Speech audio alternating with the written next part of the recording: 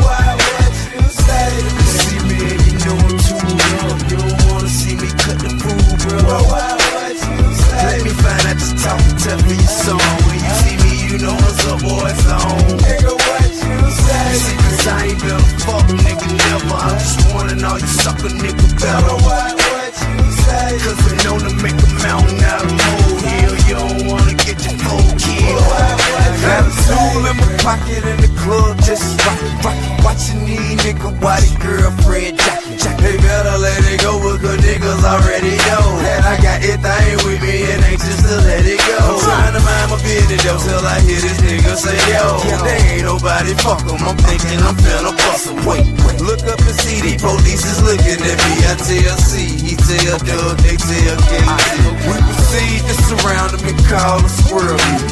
Pick the perfect spot to make sure that they girls see. While watching off to do the drink, he say, what you think? Then call him. From then on you can see nothing but bottom. Remy boy to the noggin, Betty bustin' wide open. If you standing here hollering while he lying on his floor, shit. Why you feeling sorry for him? He had for it. Listen, y'all, here come the moral of the story. Why would you say to me? See me and you know I'm too young. You don't wanna see me cut the food, bro. Why would you say? Let me find out just talking tough for your song. When you see me, you know what's up, boy, it's on. Nigga, what you say? See, cause I ain't been fuck, nigga, never. I'm just wanting all you sucker nigga better. Why would you say? Cause I'm known to make a mountain out of molehill. You don't wanna get your phone killed. Rap music is something, ain't it? The way these pictures is painted. You swear these niggas is dangerous. The gangsta shit they be saying.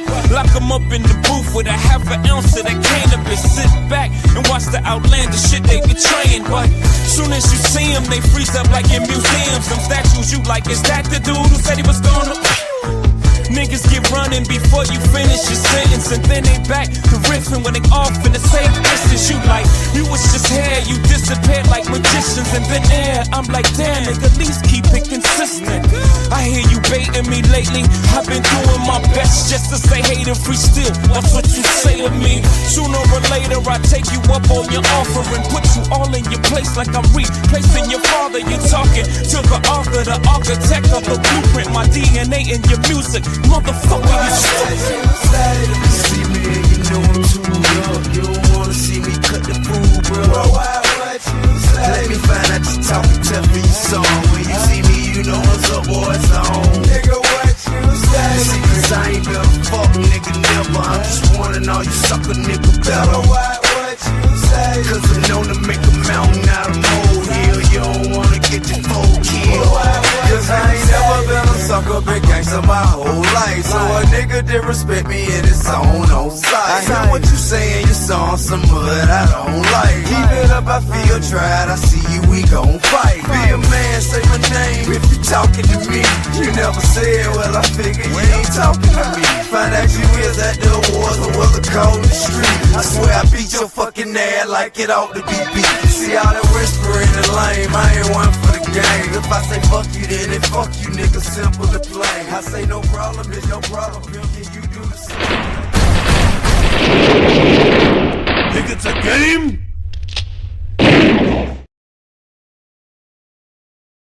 Hand out of your pocket and sit down. Now! Sit down! Sit! Rick, Quan. That right, Tuck.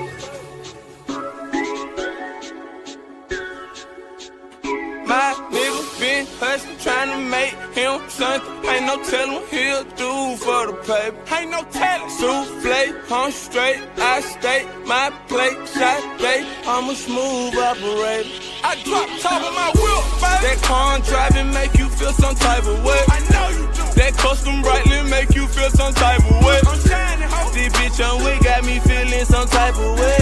Okay. Is it cause my homies rich, you feel some type of way? That right, too. Some type of way, make you feel some type of way. Her she wanna fuck me, know you feel some type of way.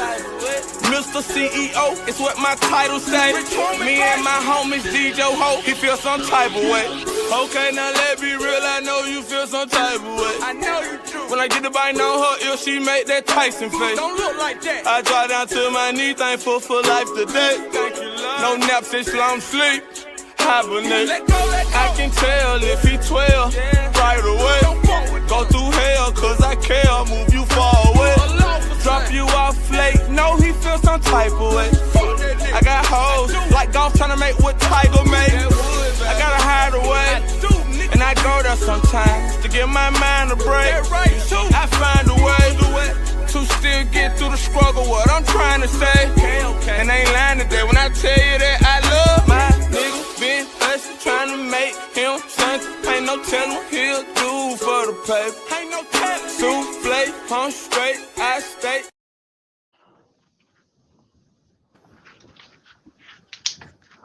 Smooth operator. It's interesting that you put those songs in that order. That's literally the worst possible order you could have put.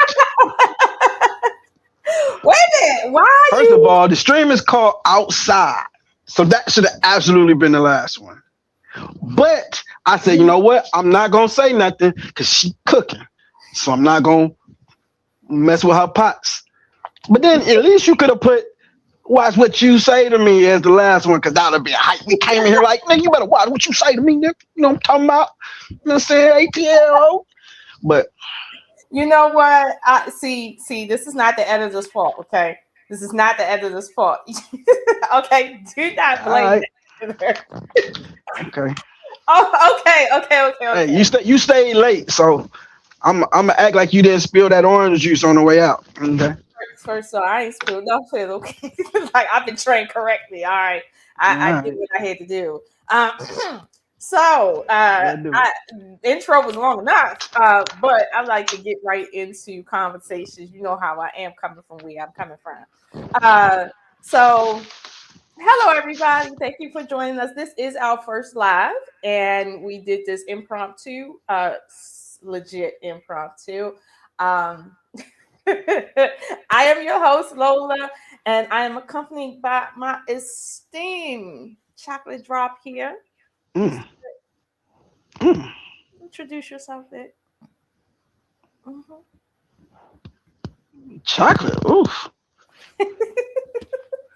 Okay. Caramel delight. Okay. You know what I'm saying? I see you brought the girls out, but I'm gonna let it go today. You know what I'm saying? They can come outside today. We outside. So you Got brought the girls, it's okay. you. Okay. This is an adult show on a late night. Okay, Okay. yes, this is We're that. gonna let the This girls is stay that. out past This their is that. bedtime. Mhm. All right. Now, you know, I'm Vic, aka the victim of love. You know, this one here, man. I don't know, man. You know, she just won't let me go. I try to get away. See these marks right here?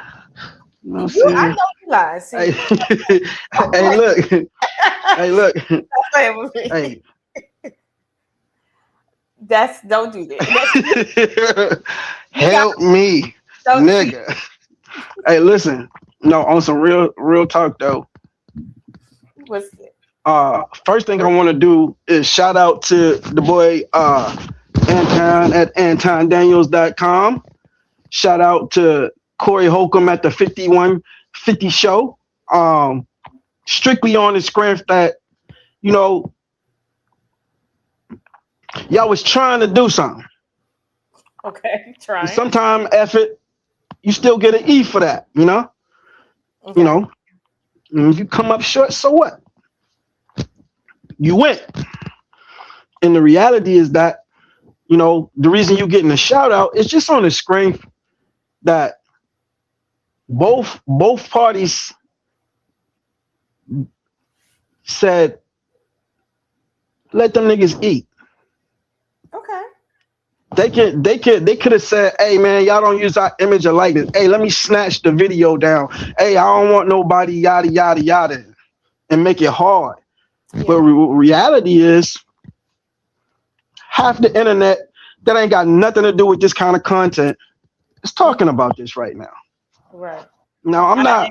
Agree. Go I ahead. agree. It could have been on some real, high sedity stuff about content sharing. And Yeah, I do shout them out for that. So regardless of my opinions of this matter, yeah. all right, I am glad that they are mature enough to at least do that. But before we get into the conversation, I want to shout out some people in the chat. First up, I have my brother from a different space, mother, Mr. Best over there at the intellectual soapbox. Salute to you. I also have here, oh my God, my good sis, my chaos brew, Raw G. Okay, hey, Raw darling. diggity. She always comes through. Um, and I am glad everybody is here. Like I said, this is our first live, so we will be doing more of these, but Only she can call me that, okay? Okay, well. You had your chance. No. See, my Ross talking to me. Okay, don't be Yeah, fighting. yeah. I ain't trying to start no shit. I'm just talking. Ross, But let me say this before you go on. I ain't trying to jump into the material just yet. What I do want to say is that um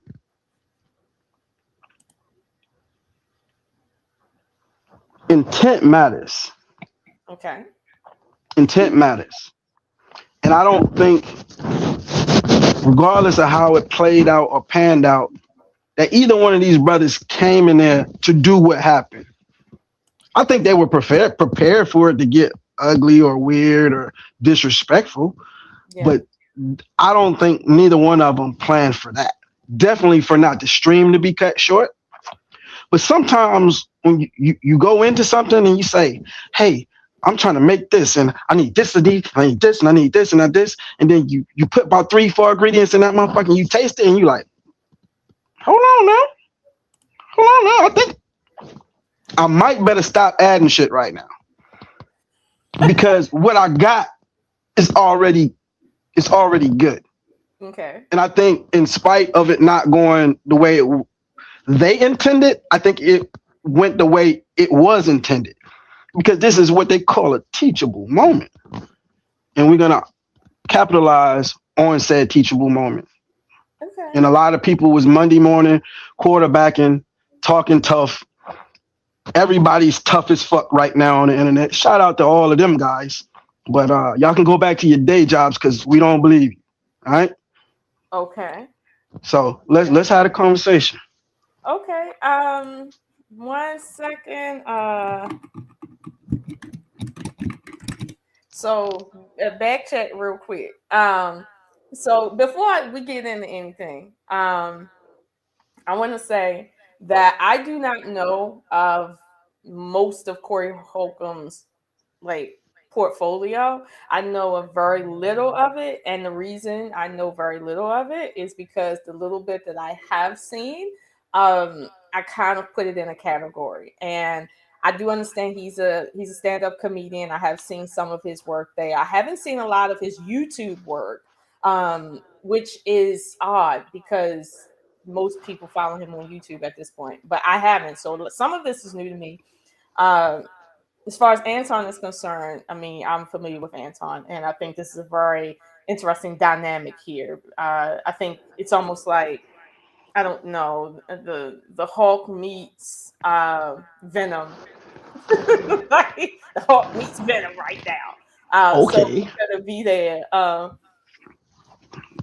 don't think you watch enough comics for this to start you making Marvel references. I'm just looking at just the idea of both these people being so, I don't know, diabolical in my opinion, and then having Okay. them hold on, Cut from the same cloth. uh A similar one. Hey yo, Bess. 9 o'clock, bro. it's not my time. It's 9 now? Oh yeah, I forgot we on color people time. Yes, we are. But We gotta Mr. go back to Best, say black because they think everybody colored. So we gotta say black people time is no, we don't. Mr. Best, let me know. Oh, are you ready, Mr. Best? I know you said you had something you need to do real quick. Just let me know when you're ready. Hey, Andre, Hey Dre, what up though? how are you? We are getting set up because, of course, we're gonna go in tonight. I have so many thoughts, but I'm sure Vic will sanitize them for me. Um, Sure. you see, this is You crazy. know me, I'm a little OCD. You want to be OCD with me tonight? Okay. Chef in the building, boy. We finna cook something up. See, y'all gonna cause a problem. Cause they ain't asked all you niggas to come over here. So now we're gonna have all these niggas in the room. See, you get too many black people in the room, you get trouble. Hey, but Okay. All right. So I want to welcome Mr. Best to the stage. I think he is ready. Okay, there we go. Mr. Best, here you go. Hi. What's up, y'all? I'm what always up, ready. dog? Y'all know my gun is always loaded. See, we already talked. See, you about to get us demonetized in first sentence. God, and now we talking. We will not be God, demonetized. Nah, Okay. I'm saving those videos for another time. black people so violent. Another time and place those videos will come up, but not right now. Well, I don't want. I told myself I'm going to behave because Mr. Best, you know how I feel about Anton. All of you guys know how I feel about Anton. I told yourself you're gonna behave. You did, and I said I'm going to try to behave. Operative word here is try. And if you guys go too hard, lead by example. Okay, be the black men this community needs, and lead by example. If you don't want me showing my dragon ass, please show me that you guys are the Zen people. I know you are. But I know you guys ain't gonna do that. You're gonna act crazy. But it's okay. It's all right. All right, so here's the rundown. We're not gonna be all over the place, you know. We will go where the conversation takes us, but the main principles that we're gonna be speaking about, because we're not here for the mess. You know, shout out to all the people who into that, but that's not what I do, you know. And we're looking to discuss number one, a man's filter. When is it necessary? How does it operate when you're talking to your female counterpart versus your male counterpart? 2, how to prevent and move past the inevitable miscommunications that we're all predestined to have if we are going to interact with each other. We keep calling ourselves a community. How you gonna have a community without communication? You go together. Right. And if you got communication, you're gonna have miscommunication. And miscommunication can break down any relationship, no matter. 3, the rules of apologies. How you will apologize to someone of the opposite sex versus when and how do you apologize to, whether it's a stranger, a friend, but another male. Okay. 4, protection or toxic masculinity. Based on what we've seen, is that energy something that men need, or is that something that is destroying those very men? Are they letting it go too far? Where is the line? Where does it become toxic masculinity? And where does the line stop at self-defense, defense of your own honor, defense of someone else's honor? And when is it just protection in general? 5, knowing when to crash and when to dash. You know, sometimes dashing ain't an option. Sometimes dashing isn't the option. Sometimes crashing is just out of pocket and out of place because what you want to do doesn't coincide with how you feel. And last but not least, try snitching. What the niggas telling on themselves and other people, and it's all for clout. And I don't know what the other reasons are. How you justify speaking on things that ain't your business. And especially intentionally with the idea to hurt someone else or someone else's family or someone else's business or someone else's overall, how would you say it? Image. Yeah, image. Image is important. And people will do a lot to protect their image in this day and age of technology. So those are the topics we're gonna discuss. So let's jump it off. Let's jump it off from number one. What you got to say, Lola, about a man's filter? Okay, so I'll say this: I can't comment on how a man is supposed to specifically filter himself to another man. I can't comment directly about that. Maybe indirectly. And by indirectly, I mean when you're sitting, when it's a professional environment and you're not on the corner out in, West, whatever, and you have women sitting around, you have professional equipment around, the cameras are rolling, people got money on the line, like schedules have to be done. This is not really the moment that I would think men need to flex how street it can get, like in front of women and stuff like that. But I understand, and we was talking about this on another video that will air probably next week or the week after. You guys stay tuned for that, about the pecking order and how men sometimes react when women are around, regardless. Like if there was no women around, it would be a different situation versus when a woman walks into the room. And me seeing last night, Cory, on the 5150 show with Cory Holcomb, a woman sitting there, and I know there's probably a woman in the back, just in terms of pre-production.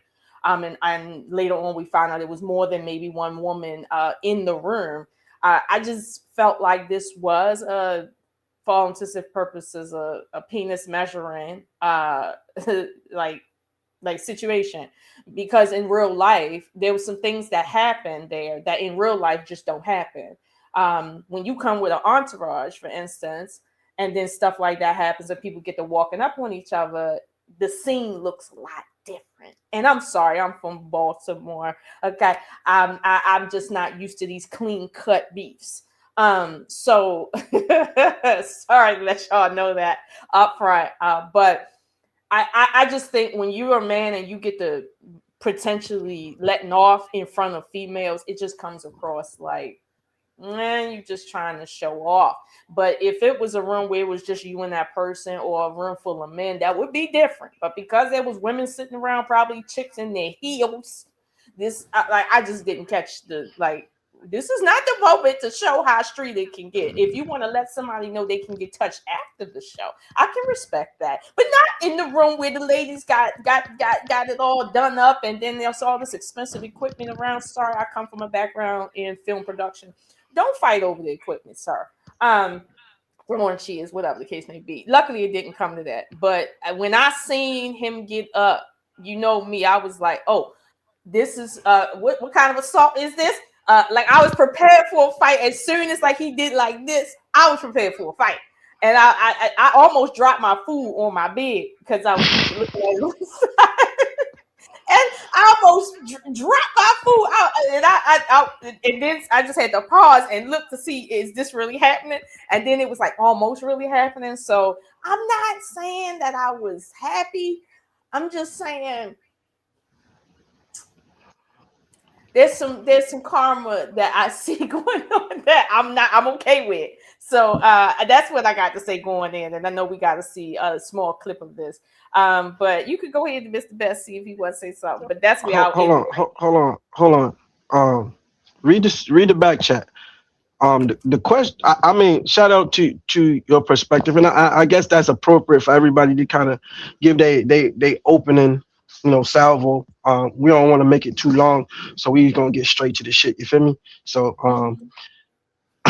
a man's filter is what we discussing first. So Best, go ahead and say your piece on anything you want to speak on initially, and then address a man's filter and how it works in general, whether they're dealing with men or women. I think within our We not hear you. We not hear you, way. You try again in English this time. Go ahead, Lola. Well, I couldn't hear Mr. Best. If you speak, Answer the question. Best to get it right. Okay, so the question is about a man's ability to filter himself. What is your position on a man's filter? When The should he way have it? When should he take it off? first of all, the filter should be on when you're in a professional environment, like I said. The filter should be on when you're in a room full of women, unless you defending those women. That's not the moment for you to get so, let's say, raw in terms of your filter as a man. That's just not the time. Mr. Best, he'll be back. That's just not the time to get like that. So if you know where not to filter, I think you will filter in the right place. Just knowing where not to filter at, and like why. Like, don't filter in a room where I'm at and I'm on a professional situation. Don't do that. Don't get to showing what side of Chicago or what side of LA you from. Like, don't do that. I don't want to know that when I'm at a nice place, dressed up, chilling, drinking my little wine, stuff like that. I don't want to know that. I just don't. Okay. Okay, can you Um, hear me? My bad. we can hear you, Mr. Best. My bad, y'all. If I go out again, I just got to reset the laptop. But I think as a culture, we have a filter problem. As a race, we have a Mm, filter problem. And really? I can remember growing up, my mom would literally be trying to fight grown men. My mom's only 5'2", Your and my mom mother? was literally trying to fight grown men. Yes, yes. She would Mm, try to fight grown men. She would fight women. My mom would fight anybody, okay. literally. You know what I mean? And she had no filter. My dad actually, he did time or whatever, but he has more of a filter than my mom. My mom has literally no filter. If she feels something, she gonna say something. Now she's gotten older, so she's a lot more calm. But Mm-hmm. her prime, oh no, my mom was with it. You know what I mean? My mom was with it. Gold tooth in the mouth and all. She was with it. Like, and if you know, if some and y'all know, if somebody got a gold tooth in their mouth, they kind of a different type of species. Yeah, they come from a Um, different place. Yeah. Hmm. yeah. So like I've never seen. That's why when men talk about weak women, I never seen nothing like that. I've always Yeah. seen people who either men and women both who had no filter.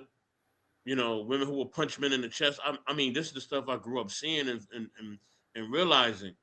I Yeah. understand where Vic is coming from, but I think as a culture, we don't know how to communicate and talk to each other. As soon as we feel disrespected, a lot of times we automatically start threatening people. Like that's just automatic. You know what Yeah. I mean? If it's a woman, she gonna start threatening you. I'm gonna do this, do that. I'm gonna get this, da da da. A man, yo, I'm gonna do this, da da. Like we just automatically jump to that.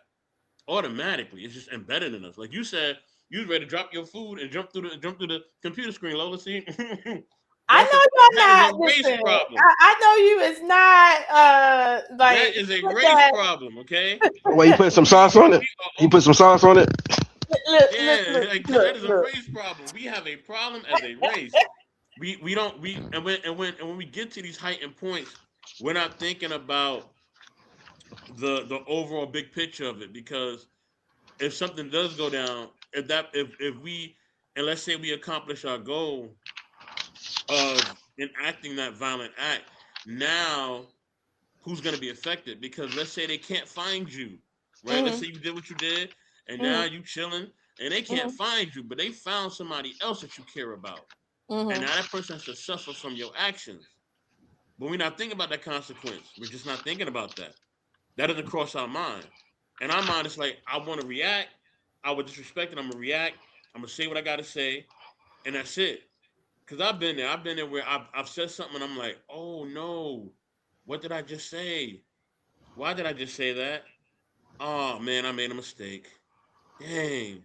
Okay, I gotta stand on this hill. All right, well, here we go. You know what I'm saying? Well, And now if I'm trying to backtrack it now, I may not able to backtrack it, or mhm, it may not look so well, or it may not go the way I want it to go, right? mhm, But the thing is, why do we even get to that point, right? We don't mhm. have to even get there, but we do. But And then by the but time the Mr. big picture Bessie, kicks Jesus in, said, it's too late sometimes. I'll land yeah. there though. Go ahead, Well, y'all. in this case, it started out too late because they didn't come in with any real respect for one another or the culture or any codes. Like no codes, no man codes, no bro codes, no black codes, no codes. Now Anton, he made it clear he not black. and he don't know, he don't He acknowledge. didn't say that. He didn't say that. Don't start no shit. He didn't say that. He said he's not a part of the community, and he said F black unity. I seen that today. He also said F Malcolm X because black people deleted him, and I didn't understand that reference. Like, why are you saying F? Let's keep it to the topic. But he is not a part of that code, so he came into this conversation on that no code. And Cory Holcomb, I can't speak too much for him, but he didn't seem to come in with the same level of value that you're referring to, Mr. Best, where we know as a culture we might infight some, but we're not going to go to war with one another versus outsiders. Like, that's not the culture either of them came into this with, honestly. So I get what you're saying, but on site, when you say we have a problem, no, certain people that have certain rhetoric have a problem. Look, hold on. Let me straighten something out real quick. They both have codes. All men have a code. You ain't a man if you ain't got no code. That's what boys are trying to develop, is a code. They're trying to figure out the system and saying, how do I fit in? Okay, now that I understand how to fit in, where are my boundaries? Okay. How do I develop boundaries? Where do I draw from? Are there men that I respect who I can mirror, or do I need to create something that helps me survive, that keeps me from crashing out? I don't hang around niggas that aren't married because they might look at my girl away and make me feel away. Whatever your code is, you say, oh, I only hang around street niggas because I think these other niggas who ain't street niggas gonna snitch on me, or I don't trust them to do this, or I refuse to hang around street niggas because they might have me in a situation. Every man has a code, whether it's black code or any other code. The reality is that, hold your horses on that just a second. No, I didn't do that. I don't know what. Okay. The reality is that both men came in with a code, but there were conflicts in their code. Their code didn't match up. Yeah. Put Bess in the bottom. Their code didn't match up. And where Anton has a code that is based on, how he sees you, your value to him, so on and so forth. And that's why he says, I ain't just trying to be like I owe the black community shit. Because being honest, with the amount of division already ingrained into just the black community by itself, if you don't remember, not long ago, it was FBA versus everybody who's not FBA. Niggas had to figure out what the fuck FBA was so they can argue about it. The reality is that you say, oh, we want reparations. Well, who gives reparations? Everybody who dark skinned? How light is too light? How many times if you mix with white in your blood, do you qualify? Can you be a little bit? You can't even figure out what black is. To say, oh, I'm a represent. What if he have black? Well, this half black nigga feel black. But this half black nigga will refuse to acknowledge that he got no black and he feel white. He represent white. He like country music and white girls. This nigga like malt liquor and Newports. You know what I'm saying? So how am I supposed to say, oh, I'm down with this half nigga, but I ain't down with this half nigga, or this 1/3 nigga? All I'm saying is that you create a convolution when you try to. I mean, just if we being honest, and the problem with the community is that we can't receive criticism. We can't have an honest discussion because everybody brings their fucking feelings to the conversation. They don't like how you talk. They don't like your tone. They don't like the words you use. They don't like that you don't acknowledge Harriet Tubman was the greatest woman ever. You know what I'm saying? Whatever you want to say. And listen. So wait. I went at Chaotic Truth on this man channel for talking shit about Harriet Tubman. So don't think like, oh well, oh Vic over here on this other bullshit. I'm just saying I'm all over the place with how I feel about black people. I love them today. I hate them tomorrow. I hate this one. I like this one. I don't fuck with none of them. Sometimes you nigga, you better not fuck with my nigga just cause. So at the end of the day, it's a evolving, ever shifting paradigm that we'll never agree on. You can't hardly make up your mind in your own mind where your line is, where you stand. So then to try to say, let's all get on the same page, I think it's a lost cause or a losing battle. Some battles is not worth even going into. So on the point of some I'm battles, gonna let y'all ride. I got a question. Go ahead, Lola. go ahead. I was gonna say on the point of letting some battles ride, and this idea of codes. Okay, the first video in terms of how this got started, that subtle non-code statement. I do have that queued up, but I want to say that I think we all can agree. Me, you, and Bess can agree that. You're right. There is no hard line for code. There's no hard line for what is black. There's no hard line for what is black unity. However, there is a subtle understanding that we have of the limits.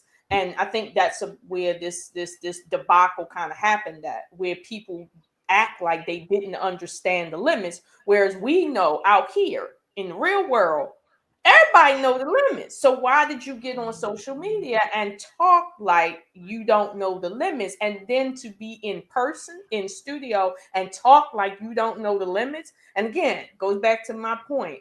This is a professional environment, and you acting like this shows me something else beyond what Mr. Best said about our inability to talk with one another. This is an inability for content creators to understand when to be gangster and when to show your professional face.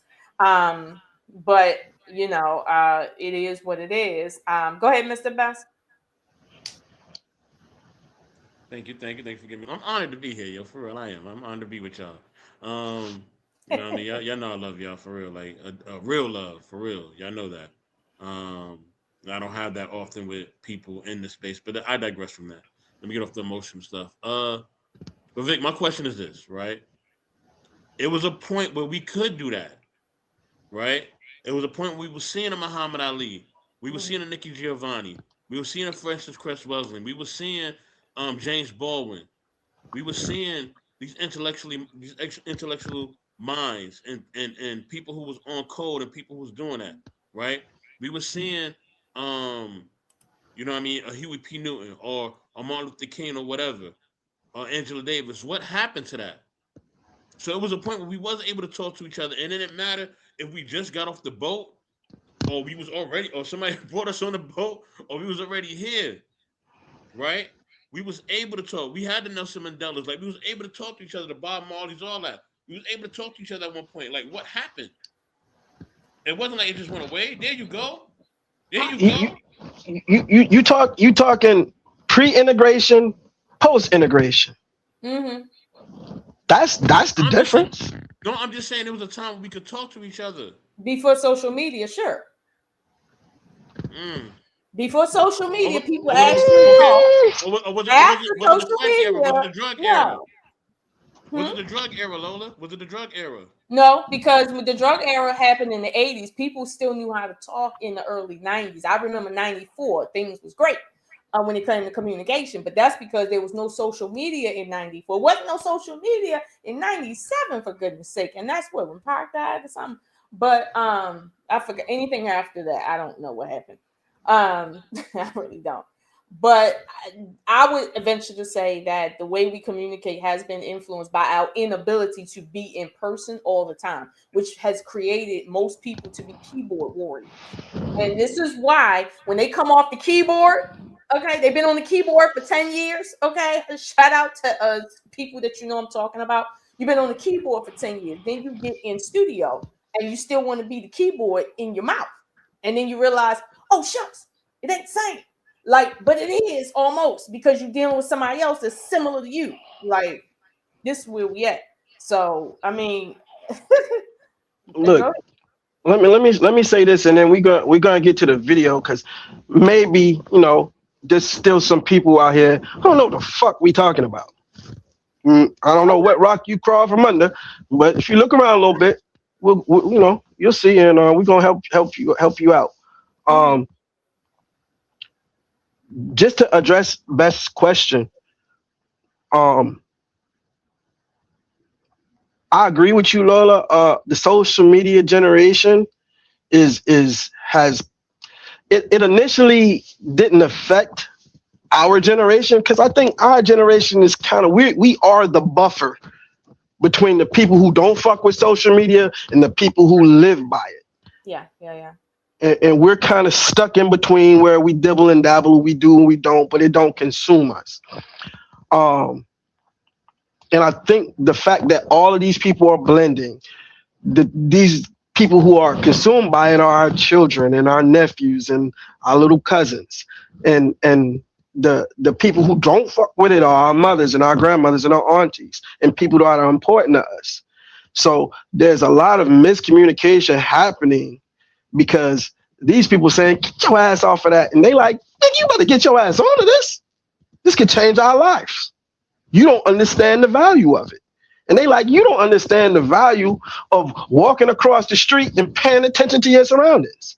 Like at the end of the day, I think just like you have somebody who don't like to talk and then you got somebody who talk too much, you at extremes, and we have to come back to the middle. Yeah. And I think that's going to be a hard task. And just like everything, it's going to have its season, and we're going to have to, sit the storm out. Mm-hmm. This is the storm. We in it.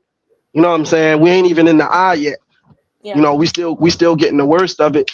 And at some point, I think things will calm down and we'll start to get, synchronized again. But the fact that you got social media in conjunction with high levels of integration, mm-hmm. right? So it was just we're integrating with a new society, mm-hmm. and new ideals and new opportunities. Mm-hmm. But then you go home and you stay with your community, blah, blah, blah. But now you're 3 generations deep into this experiment, if you will. Yeah. And at the end of the day, the carbon copies and the proceeds and the product of that experiment, it doesn't understand why it's been made or how it was made or what the purpose was or what that code is. The coding has been changed. Yeah. So at the end of the day, I feel like now you add social media to that.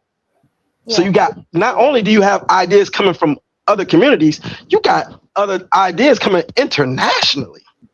Yeah. You've completely changed morality.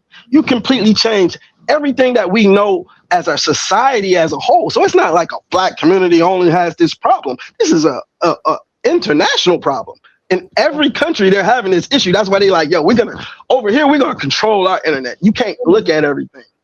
Yeah. So let's get to the video. But when we start watching, keep in mind we're still on point 1, a man's filter. We ain't did a whole lot of addressing the filter. I want to address the filter so we can move on from the filter. This is what I want you to be looking for in this video: body language, eye contact, lack of eye contact, volume, word choice, trigger words, so on and so forth. Let's do it. Let me see. There we go. And hopefully you can hear it. And it's going to start. So let me see. This is Darlene Ortiz, some people who don't know. Thank you for that. Oh my God, that's the full thing. I was on time. I'm going to just say that. Hey, yes, we expected it. I already knew that. Pause it right there. I was on. Just for the record, everybody's doing these breakdowns. They missed this part. Mm-hmm. This is the first thing Anton said on this set that we can view to say we saw what was happening. Mhm. The very first word out of his mouth as he's being introduced is not, yo, what's up? Peace to the panel. Shout out to you guys, whatever. He said, I was on time. Now watch the body language. Yeah. You see what I'm saying? I was on time. I seen that. I did, and here's the thing. Hold on. Let me close this point. Go ahead. Now the next thing. Now if we go on in the video, I'm not sure how far you're gonna go into the video, but the next thing he said is, Cory addresses the chat. He said, "Damn, the chat on you." He said, "Yeah, they ain't that tough. Yeah, I see your chat. Yeah. They ain't that tough." These are the first words. Yeah. So he's already, you can tell he's on one. He can say what he want to say. My eyes say what it see. I don't got no dog in this fight. Let it ride. Okay, Hold so on, this can I say one thing? Go ahead. And I think and I think that's what Vic the point that Vic made is definitely essential, right? The on time thing, being on time, being professional. But I think we know in our community, if there's someone who has rubbed elbows with certain people, they believe that they can come and do things the way they want to do it. Whether they're paying you or not paying you or whatever else, right? Yeah. Remember, Corey Holcomb has rubbed elbows with Nick Cannon. Nick Cannon is up there. He's a part of the elite. You know what I mean? He's a Okay. part of the A list of black people. He's not B or C list. Nick Cannon is on major networks. You know what I'm Okay. saying? He's making major deals. So when you're rubbing elbows with a Nick Cannon or Cam Newton or certain people like that, and now you invite somebody who's not of that same, credence, the respect level ain't the same. I bet you he wasn't late for that Cam Newton interview he did. I bet you he wasn't late for that. I bet you he wasn't late for segments. I bet you he wasn't late for that. But he Yeah. will come late to this because this is his own thing, right? This is his show. Yeah. And this person's a guest. Yeah. And plus he's like, who are you? You not Nick Cannon, you're not Cam Newton. I'm gonna treat you accordingly. And that is a problem within our community too. That Okay. we want somebody to be a part of our movement, but we don't treat them with that respect. Do you think that's cold? Do you think that's cold, or you think that's respect? Because I think it's cold. Both, bro. Okay. You know what I mean? Okay. I can go along with that. Respect. You know what I mean? If I'm inviting you to my house and I say, "Hey Vic, we're eating at 7 p.m." You know what I mean? And then you drive them out to 7 p.m. and I'm not even in the house. And you done I get around the corner. I'll be there in 3 minutes. 30 minutes later, here you go. Yeah. And then you like, man, I was here on time. And I'm like, well, you're not eating first. But everybody else eating first. So you're like, I was here on time though. But Mr. Best, I felt like that when I went to a club one time, right? A friend of mine was performing for Wu-Tang, and he invited me to the club. He said that the show started at 11. I got there at 10:30. Parked my car at 10:15. I was there ready for the thing. Then I realized that the culture of like clubs and music and performance is, if somebody tell you it started at 11, that's just a roundabout thing. So don't do that. So for him to show up exactly on time and then try to make a snide comment about, well, I was here on time. I mean, at the end of the day, he knows how the culture is. Like, he knows the culture when it comes to comedians, when it comes to the performers. Now, maybe not talk show hosts. Because like Highway to Skinny said, he was on Fox. He was on the news. Like he was. This is true. I seen him up there. You ain't never met no Martin Luther the Wu-Tang. Who? You ain't never met no Martin Luther. Listen, I didn't. You know what happened? I left because I had a bedtime, and at 11:30 they said that Wu-Tang was on the highway. They hadn't even got there yet. And this is a true story.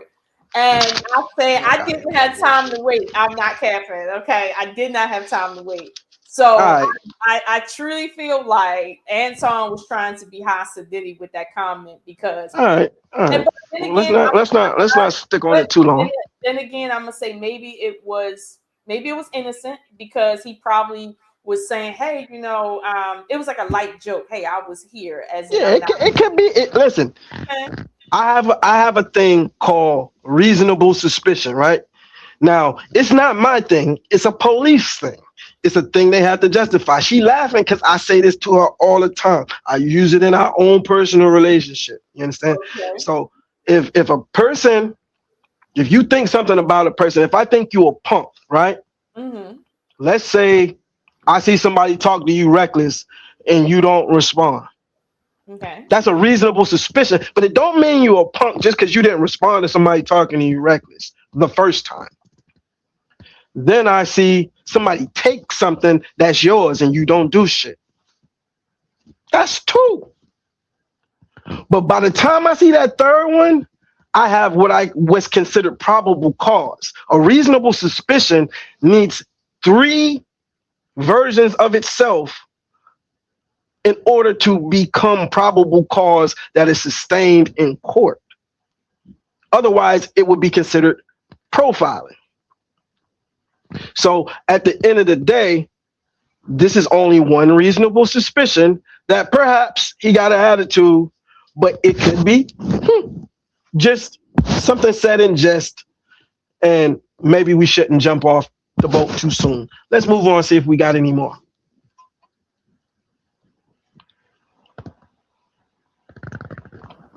I'm on mute.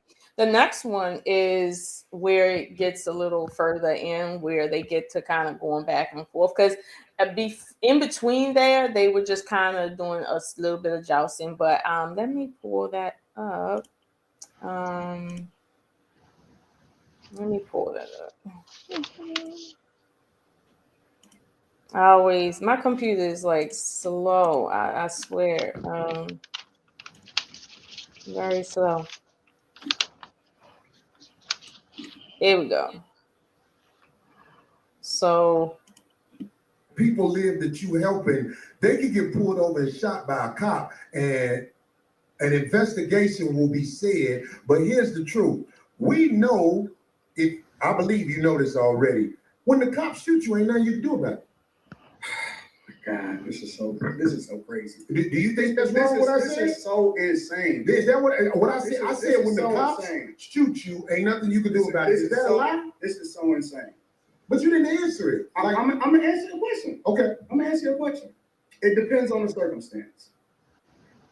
And the interesting thing about it is this: the majority of the people, because you like to use a blanket statement.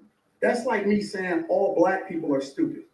Well, have you said all white people stupid? No, I'm talking about cops. You should say that one time. I'm talking about because cops. it's easy to say all black people are stupid as an example. Say something about the white people. No. You're not. I don't think you get all the time. Well, I didn't hear you. Can you tell me? I'm talking about liberal white women literally being the biggest enemy of the United States of America. That's the thing I say every single day. Caucasian female, the biggest. Literally, white liberal women are the worst thing that ever happened to this country. What about their men? But we gonna get there because you keep trying to get me to qualify it by participating and joining in on the court. I think you're doing what's easy. No. I'm doing what's real. I think you don't want to go against them because if you go against them, it'll be some video of you going against them. And when I say them, I'm talking about your boss. I don't have a boss. Let me say this. I think the turn downhill was right here when he told him, you got to answer to your boss. Now, I'm going to say this. In Anton's defense, Anton has said several times on his channel he doesn't have a boss. I've heard that. Now, I don't know if that's true, but he has said that. And to say that you have a boss is, I want to say it probably was taken offensively to say, you got your own stuff. You're a boss. You got me here because I'm that. So for you to say that I got to answer to my boss, which is why I skip over certain conversations, like, I work for the man. I think this is where Anton probably took that a certain way. And then it gave him license to speak just as, let's say, fluidly as Cory here. This is what I think. Shall I press play or what? Hold on. Let me speak to this real quick. Mm-hmm. If you notice the interaction to this point inside of this clip, what's happening is when he asked Anton, he made a statement first. Mhm. He made a statement, and Anton said, "This is insane." If Yeah, you pay attention, yeah. he didn't want to say insane first. He filtered himself. He wanted to say this is stupid. Oh God. Okay. So he filtered himself and said insane because insane is less incendiary of a word. Yeah. Because if a nigga say this is stupid, he gonna say you saying I'm stupid Yeah. because people like to jump off. Yeah. So initially, Anton, if at the very beginning in that first little back and forth, initially Anton was kind of ribbing at Cory a little bit. Cory don't got much of a filter. Definitely nowhere. Honestly, that's why he had to get his own shit because don't nobody want to work with him because he don't got no filter, even when it matters. Yeah. So the reality is that Cory is actually showing a lot of restraint because I don't know what his agenda is, but knowing him, he could have jumped on any of the opportunities before because he liked little shit. He liked to make little shit big and point out nuance. So Anton now he's returning that energy low key. That's why I noted the energy Anton came in with. Now Anton is filtering himself. That's why he said, "Hey, I'm gonna answer you." He said, "I'm gonna answer you." Now we talking about volume. Then he said, "I'm gonna answer you. I'm gonna answer your question." That's why he said it a second time. He toned it down. Said, "Hey, I'm gonna answer your question. Now let me get to it," because they're learning each other. If even though Best has never been on this channel, we've been on other channels with Best. Best understands panels and YouTube decorum and one mic. There's a bunch of shit that people who've been on YouTube for long years, most people came on YouTube during the pandemic.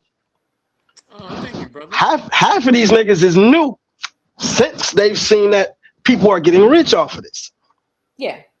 So at the end of the day, a lot of these new YouTubers, whether there's a lot of the new YouTubers are celebrities, athletes, That's true, entertainers that are trying to capitalize or at least use that as a marketing scheme to get their name back out there because they don't have any relevant product to push. Yeah. So they don't have the decorum. They don't know the rules. They don't know that there's certain slogans and phrases that we've all gotten used to using, and now it'll twist their head off if you use it. They're going to be offended by that because they don't know.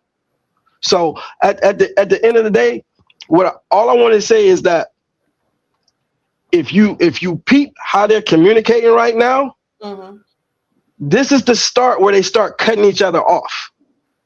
Yeah. Right? So now we got escalated volumes. We got a bunch of cutting each other off, but it's still peaceful. They both realize that we're kind of starting to butt heads, but this is just man shit. Nobody's offended yet.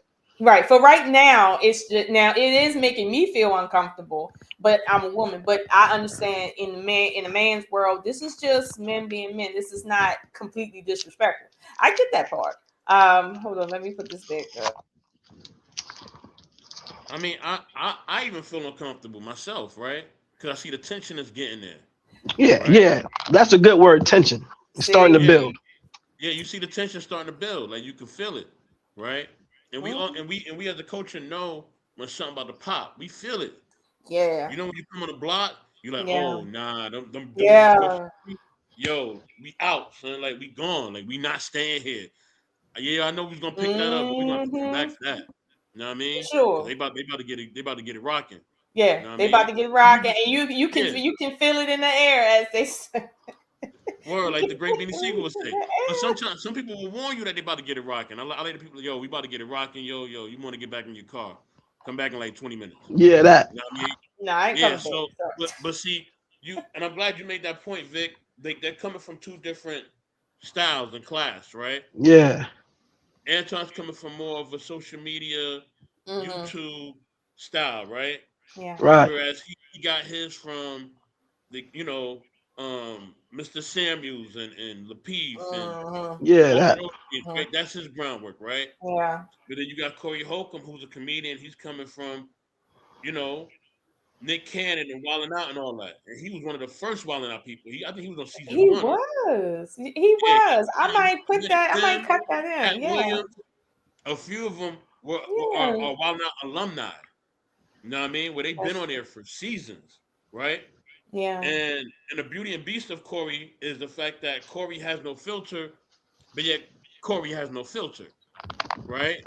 So that's the beauty and beast of him. That's what makes him great, and then that's what brings him down, which is True. why he Yeah. has to have his own platform, which is why he Facts. can't be on Wild 'N Out all the time, which is Mhm. why he Facts. can't rub shoulders all the time, right? Yeah. Because yeah, okay, cool, that's funny a little bit, but yo, I'm pretty sure Nick Cannon was like, yo, you gotta chill out a little bit, dog. You know what I I mean? don't know if Nick You know, said that, but the producer probably did. absolutely, absolutely. Like, yo, we rubbing shoulders with this dude and that dude, yo. You can't be saying that on TV. Right, on TV. Now in Yeah, a comedy club or in an interview with, I don't know, Source magazine back in the day, sure, but not yeah. on the. Yeah, I know what you're talking about. Yeah. But let me, if you want, Vic, you want me to press play on the rest of it? Let me say one more thing and then we can move to the next part. Back note, side note. Mm-hmm. Anton out his own mouth, because I don't speak on what a nigga didn't tell me or I didn't see myself. Mm-hmm. He said he spoke to Cory before the show on the phone. There was no tension. Everything was chill. He let Cory know, I'm not interested in being your friend. That's not what I'm here for. I'm not trying to make a bond or a friendship. I want to come on, discuss some things, make some content, and move the fuck on. And I would prefer it that way because I don't want to feel like I have to restrain myself if I want to speak candidly. So that is what they agreed upon, both of them, before this stream. So it's not like, oh, well, you should have an expectancy of you coming in here to have some kind of a peace mentality. That was not their agreement. They came in to say, hey, it's whatever. But you welcome to come in, but understand if I feel a way, I'm swinging. And you're like, nigga, me too. Okay, come on inside. Okay, so there was a subtle issue there from the beginning. Yeah. Okay, got you. Subtle issue. Okay, got you. Because I was getting ready to say, why you don't want friends like that? Like, I thought the best way to come up is to have friends everywhere, but never mind. It's a backstory, but I don't want to get into it. No, I just want to say this real quick, y'all. That I'm gonna tell you real quick. That requires a level of respect, right? Mm-hmm. And I think that both don't have a level of respect for each other. That's just clear. For whatever reason. Okay, I see, but I'm learning how it really is out here in these YouTube streets, and you know what I mean. Clearly, hold on, let me cue this up. We say that, but here's the truth. I don't have a boss. It's a reason you go after black males or black people quicker than you will go after white males. What are white males responsible for in this country as the downfall? I'm an equal accountability smoke giver. I talk about everybody. I'm just saying, I ain't heard you talk about white men. Well, you since ain't you've been been up here. You ain't been listening. You ain't been listening. I've been listening to you. I just haven't. I hear you. You don't have the capacity to be able to listen because you're too busy. No. You got me wrong. You're too busy. My capacity that you just criticized, that's an opinion. Here's the fact. Have you seen something about Caucasian males and how they destroy this nation? Well, what did I miss? Let's slow down because you're talking loud, but you're not saying a lot. No, you talking loud, and you still talking around. What did the Caucasian male do to America to bring it down? I'm not getting into that. You dancing around it, and that's why I lose. If he's not getting into it, what is he saying he going to answer to? Like, that question is, Have you spoken about that? And if so, where have you spoken about that? Because clearly there's been some controversy over him not speaking about a certain demographic of people, like on his channel, period. There's been some debate about that. So if he said, I'm going to answer your question, if now he's saying I'm not going to get into that, what is he talking about at this point? Now I'm confused here. I'm a bit confused. You see how when I came on here, we could talk about the fight, we could talk about what they talking about, but I set an agenda for this conversation, right? They didn't set no agenda. So Cory, excuse me, is trying to direct the conversation to where he wants it to go, which is, hey nigga, prove to me that you're not a sellout. That's what he's saying without saying it. Anton ain't dumb. He know that's what it. Niggas been calling Anton a coon sellout all this forever. Forever, yeah. That's not news to him. He know what it look like, whether niggas say it out loud or subliminally. He's had those conversations. He has, yeah. However, Cory didn't do no homework on Anton. He watched a video that nigga probably watched 3 clips that somebody sent to him. You're like, yo, who the fuck is this nigga here? What's up with this nigga, man? And Anton has probably 15 years worth of content that he's never taken down. Correct. So who the fuck is gonna go through 15 years of content to see what you about and how you've evolved? Because people evolve, their points of view evolve. Right. But here's what I'm saying. The fact of the matter is, what's happening is Anton ain't new to the internet. Anton ain't some other celebrity who's now on Cory Holcomb's show being pressed. Anton is a content creator. He don't be on other niggas' panels like that. He be on his show. He's used to controlling the narrative. He's used to controlling the conversation. And what he's trying to do is redirect. Just like if you playing chess on a chessboard and you see what a nigga's trying to do, you do everything to foil what he's trying to do. Anton is playing chess. He know what Cory's getting at, but he's saying, nah, I don't want to get into that right now. Because initially, he just said just now, I don't want to get into it. Initially, he said, I don't want to get into that right now. We'll get into it. That's what he said. We'll get into it. I don't want to get into it right now. This is the second time Cory has pressed him on it in this conversation. And this time he just said, I don't want to get into it. That's why Cory responded and said, well then nigga, what the fuck? If you're not going to speak on that, what we talking about?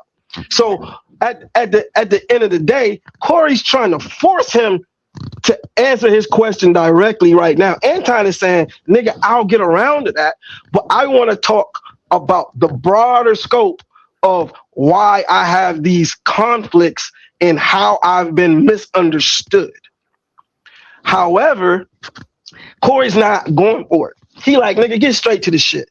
Talk about some white men and make me feel better about who you are. Well, prove to me that we deserve to be sitting at the same table right now.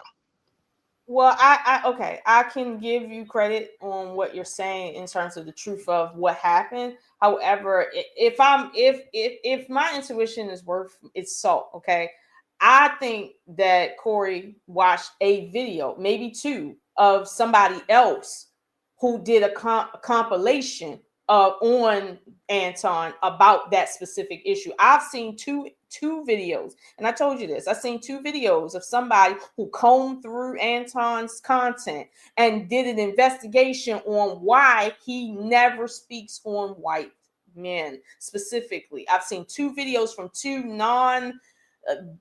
2 content creators that probably may only got between 1,000 and 5,000 subscribers, like very small content creators. And they had time and they went through it. Like they had screenshots, video footage, they had links, they went through the whole thing. But for him to say, I only want to deal with that right now, he's very confident that he doesn't have it on his channel for somebody who don't know him. And that's stupid. If you don't know this person, why are you saying, where's your content? If he don't follow Anton and he's asking that question, he feels confident. And the only way to feel confident is if you've seen somebody else do the work for you in a very short amount of time. Because like you said, Anton been on here way too long for you to have combed through all of that information. You've seen somebody else who had months, if not weeks, to get that together. And you watched the same video I seen. And so it is the truth that when he says, well, I speak on, I speak, I'm an accountability person for Equal everybody. accountability, yeah. Accountability, that feeds into the narrative that he's setting the conversation up. If you're saying that you give equal accountability to all groups, right? That's what you're saying. You're not proving that. You're saying that. He has proof in his mind from what he's seen that that's not the truth. And this right here is a good point for a conversation to get kicked off, because we all feel different. And first, if Anton is agreeing that he has content, well, let's talk about it. Like, why is it that people feel that you don't address this when you do? This is a good starting point. But for whatever reason, the way Cory came into the conversation is it was a bit aggressive. But again, for me, it's aggressive. A bit aggressive. For me as a woman, but as a man. For anybody. For anybody. Okay. Well, for anybody, that's aggressive. But here's the thing. Y'all are telling me that this is his normal everyday. And so Anton should be, I guess, aware of this coming from somebody else's platform. So he shouldn't have taken that but so offensively. But he's not offended by it. He's just trying to fend it off. And what Cory is doing is what I say to you a lot of times, force the play. Oh, I'm forcing the play. Cory is trying to force the play and say, nah, nigga, get straight to it, nigga. Nah, don't beat around the bush. Don't talk about all the other shit you want to talk about. Don't get around to it. Get straight to it. Be a straight shooter. Yeah. And as a man, even if I wanted to talk about it, no, I'm gonna fucking slow roll you, nigga. Who are you to tell me how and when to speak? Nigga, I'm here voluntarily, nigga. I bought my own plane ticket, nigga. You ain't running shit over here. I got money. I don't need this shit. Why the fuck would I just say what you want me to say? I'm a difficult nigga anyway. It's two war generals going at it, right? Yeah, I agree. Anton does his research and Cory does his research. I've studied both of them enough to know that they both do their research. Cory, he when he beefs with people, he digs deep. And I've seen Anton beef with people. And when Anton beef people, when he responds, he digs deep. Neither one of them are when they shoot to kill. And if they got to shoot multiple times, they have enough ammo to shoot multiple times. Mm-hmm. You know what I mean?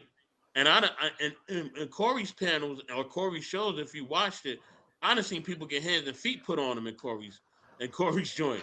Really? You know what I mean? Yeah. You seen whole fights over there in the studio. That's yeah, what you I ain't gonna That's his last co-host. It happened. Really? He got a lawsuit behind that shit, and that's why he's a little hesitant about this whole fisticuffs on camera shit. Oh wow, I did not know that. Like I said, I don't know much about Cory, but okay, I get you. They both can be reckless at times, but trust me, they both do their research. Both of them do their research. Trust me. If Anton is a C student, I think Cory's a D student. I think you're giving him way too much credit, Mr. Best. I'm telling you, he that nigga copying another nigga homework, nigga. He's not doing no real research. That nigga's not even a computer nigga. His hands don't do this. He prides himself on clapping back at people, and he prides himself on researching things and knowing people's stuff. I mean, and he's bumped heads with a lot of people. I've seen Cory go at a lot of people, man. A lot of people. Okay. So he's not afraid, but that's his gimmick. That's his, as they say, his spew. He goes after people. He's very upfront. He on his platform, he is very to the point, and he likes to get to it raw. That's his thing. So if you're gonna come on there and you know that, I mean, I don't know. I'm kind of split on that in terms of filter. He has no filter. And so is it okay for the guest to also have no filter? Is that how this go? When you in another man's house, you gotta watch that shit. And even if you're not in his house, you still gotta watch that shit depending on where you want it to go.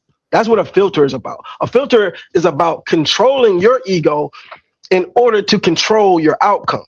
That's it. I got okay, I got you. Okay, so let me add this to the stage here, because this I'm this was crazy. Okay, Respect for you when you start dancing and kissing Caucasian males' ass. But I don't. Don't What? do that in front of me because I'm not an ass kisser of nobody. Yes, you are. You suck the dick of white people right now. You doing the easy shit. What you do? Let me tell you what Stop. you do. Stop. Stop. Stop. Okay. Now, let's get into it. Both filters are now officially off. okay, that's okay. No. Okay, What you mean, though? He said you kiss white men's ass, right? That is to say you are pandering to a certain audience. Now, it's a colloquial statement. We all use it to say, yo, kiss my ass. We don't literally mean kiss my ass. Nah. I'll never tell a nigga to kiss my ass and it been cool afterwards. The reality, if you gotta go hey, to that nigga better be my best friend. He better be my family or my best friend, and we better talk like that all the time. That shit is never gonna be cool. You can't say a man kiss another man's ass since we so homophobic, and at the same time, you see Anton finger right there? I see his finger.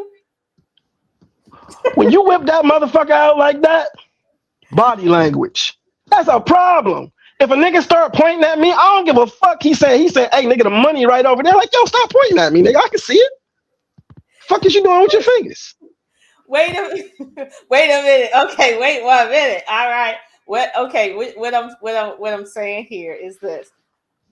When it comes to the statement itself, that's what I'm saying. The subcontext here was missed.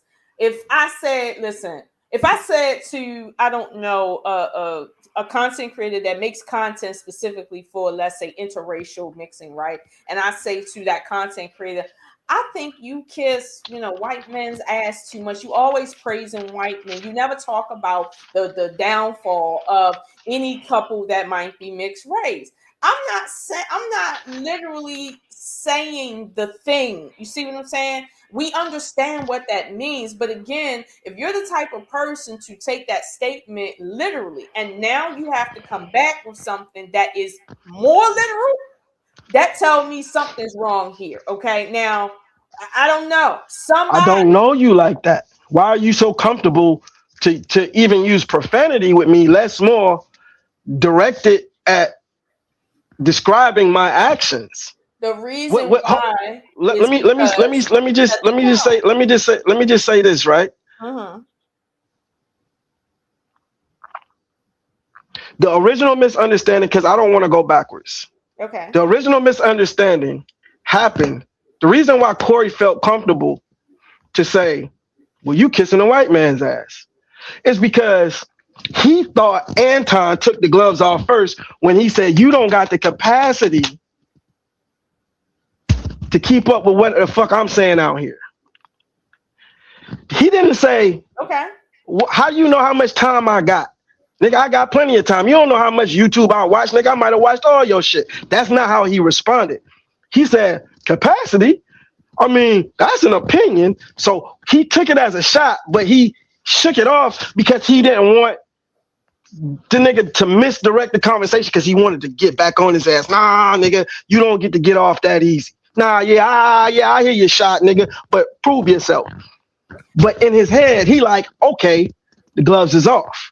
So he's gonna turn up the temperature another notch, which is why he felt more comfortable to say, oh, what's it, nigga? You over here kissing white man's ass. Cause see, nigga, don't say that in front of me, nigga, cause I don't really fuck with niggas cause I'm the kind of nigga, you gotta be careful who niggas who talk like that. But let me land this. Mm-hmm. When he say, cause you minimizing, and I think everybody's minimizing, saying, oh, nigga, that's apples and oranges. Telling a nigga to kiss your ass or he kiss ass ain't the same thing as saying he sucked dick. He didn't say he said you sucked the black community's dick. Because if we just talking about metaphorical, We both know that none of these niggas is sucking dick and kissing them ass. Right. Hopefully. Right. But the reality is that kissing ass in a man's hand, if you telling me, oh nigga, you over there kissing ass. If you tell me I kiss the boss ass, my coworker say, man, you always kissing the boss ass. That shit is not gonna be cool. What you saying is I'm a hoe.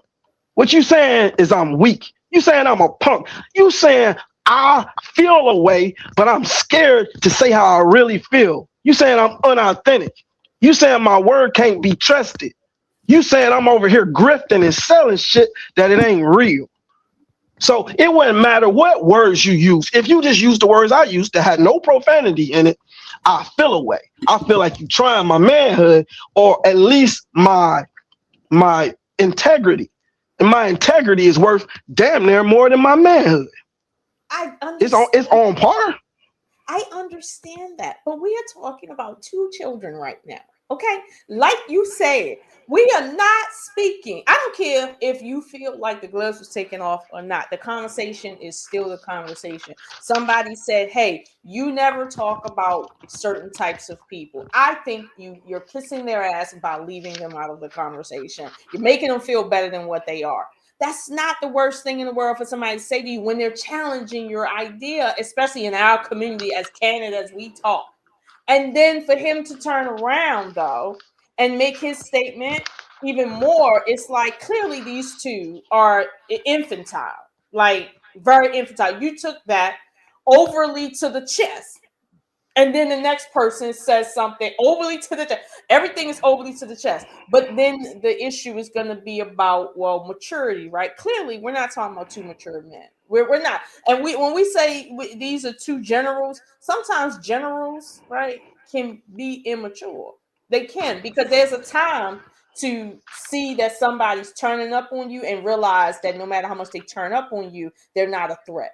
This can only be a good thing. If somebody want to turn up and say, hey, you kiss white man's ass, I think you in bed with the white man, I think you get paid by the white man more, and that's why you doing all this. Anton could capitalize off that 6 different ways to Sunday. But for him, for anybody to take these two interactions so far, literally, and then take it to the chest too, you're telling, I don't believe you when you're in a room trying to give advice to anybody about what we should do as people, what men should be as grown adult men.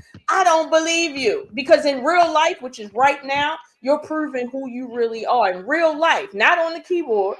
In real life, you're the type of person that somebody would say, man, listen, get the fuck out of here with that. I ain't fucking with your ass. And then you really think they mean for you to leave the room and they never want to speak to you again. Like, what we doing here? What we doing? All right, Best. Yes, sir. Thank you. Now listen, if the three of us was having a conversation, and we've had heated conversations, right? And we may say different things to each other, it's still a level of respect, right? Mm-hmm. But like Vic is saying, they don't have that decorum, so that respect level isn't there. It's just not. So now he shot back, and now he pointing fingers, and now it's about to go there. It's about to go there. You know what I mean? Mm-hmm. Yeah, it's about to. We about to see. Okay, and y'all can say this, right? Y'all said body language, right? Yeah. We seen OG Darlene sitting in the middle, right? So yeah. Right. Darlene. When they first started talking, you see how she just started tightening up just from them talking. And she started looking around. That she already felt uncomfortable just from the gate, right? Because she already could tell. She knows how Cory is. She's with him like almost every day or every week. She probably already watched some Anton videos, so she know how he moved. So now, yeah, she knows about to go down. And as they get into it, she's like, man, I don't want to be here right now. I don't want to be here right now. She look like. If y'all don't stop this right now. Yeah, she don't got no poker face. Yeah. Right. So check me out. We moving on to point 2. How to prevent and move past miscommunication. The what's happening started from the original miscommunication where Cory misperceived that Anton say this nigga Nigga, you's a dummy. You don't got the capacity to keep up with the fuck I got going on. That's what he heard. But that ain't what Anton said or meant. Right. So right now, I'm responding to what you just said, but I ain't heard clearly what you just said. Anton peeped that, but he didn't redirect and say, "Oh no, brother, I'm not trying to say you stupid. No, I meant you don't got the time. Excuse me for using the word wrong, like capacity. Capacity was the wrong word. He didn't do none of that. Let us proceed." Okay. So, all right, let me put this bag up. Let me put this bag up because it get quick around there. Hold on. Here we go with the finger. Ain't nobody gonna tell you something. I mean, I don't tell you. I don't suck dick. Yeah, you do. Yeah, you do. So fix you doing it right now. I don't suck dick. You doing it right now. Believe me when I tell you. I don't do that. Tell you. I don't do that. Listen. So Hold, pause it right there. Pause it right there. We're going right back to the video, but I gotta address this. Don't even switch the screen. Okay. When he said, "Hey, bro, let me tell you something, bro. Stop the conversation. Let's talk about the fact that you said I sucked it. Fuck everything else. That ain't true about me." He didn't say, "My nigga, I beat your ass." Because that's what I would have said. "Hey, my nigga, I beat your ass." You know that, right? I'll move everything in this bitch right now. Darling, get the fuck out the way. "Hey, I beat your ass, my nigga." We wouldn't even got to "I don't like that." He'd have had to figure that out based on my reaction. Cory is still filtering himself. As a man, he's saying, "Hey, bro, I'm giving you an opportunity because maybe you don't know, but I don't fuck around like that. I don't do that in real life, and I don't play with a nigga saying that to me." And what Anton didn't do this time, okay? This is the second time to clear up miscommunication. We got reasonable suspicions about attitude. I think we got probable cause that he got a fucking attitude. But we got reasonable suspicions about his intentional, his intention to not clear up with an obvious miscommunication. He didn't mean, "Hey, bro, I think you suck dick. I think you be out there on the corner in the worst neighborhood sucking dick in the black community." That ain't what he meant. But clearly, Cory is responding as if that's what he meant, right? So when you see somebody take something completely out of context in the way you meant, you're like, "Oh, hell nah. Hey, listen, bro. Hey, you know what? My bad. You know what? Poor choice of words on me. I already know how niggas feel about niggas saying shit even remotely like that. So let me rephrase. Okay. You out here for the black. He don't got to change shit about what he's saying. He just got to change how he's saying it in word choice, which is also a matter of filter. And if you get the wrong word choice, you will fuck around and create a miscommunication. Right. So that's how we get here. Keep going. So wait. That's like somebody. Can y'all hear me?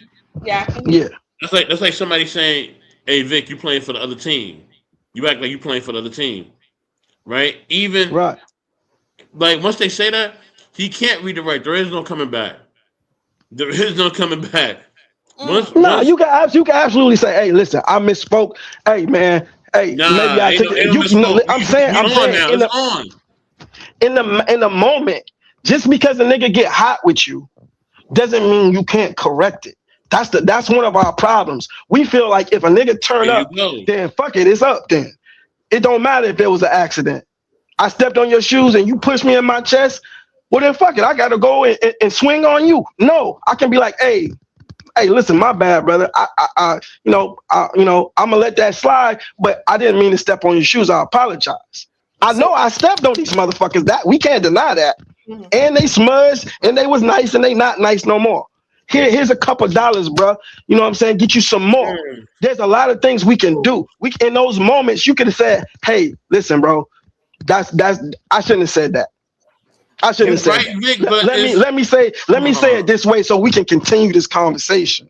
That's nice thinking. The perfect world, yes, that would happen. But go ahead, Lola. I'm sorry. I'm saying that's nice thinking, but I truly believe like what Highway 20 Skinny said here, that he knows, because Anton did some homework too. We haven't spoken about that, but Anton has, and him saying, instead of him saying, "No, you kiss ass," he decided to say something.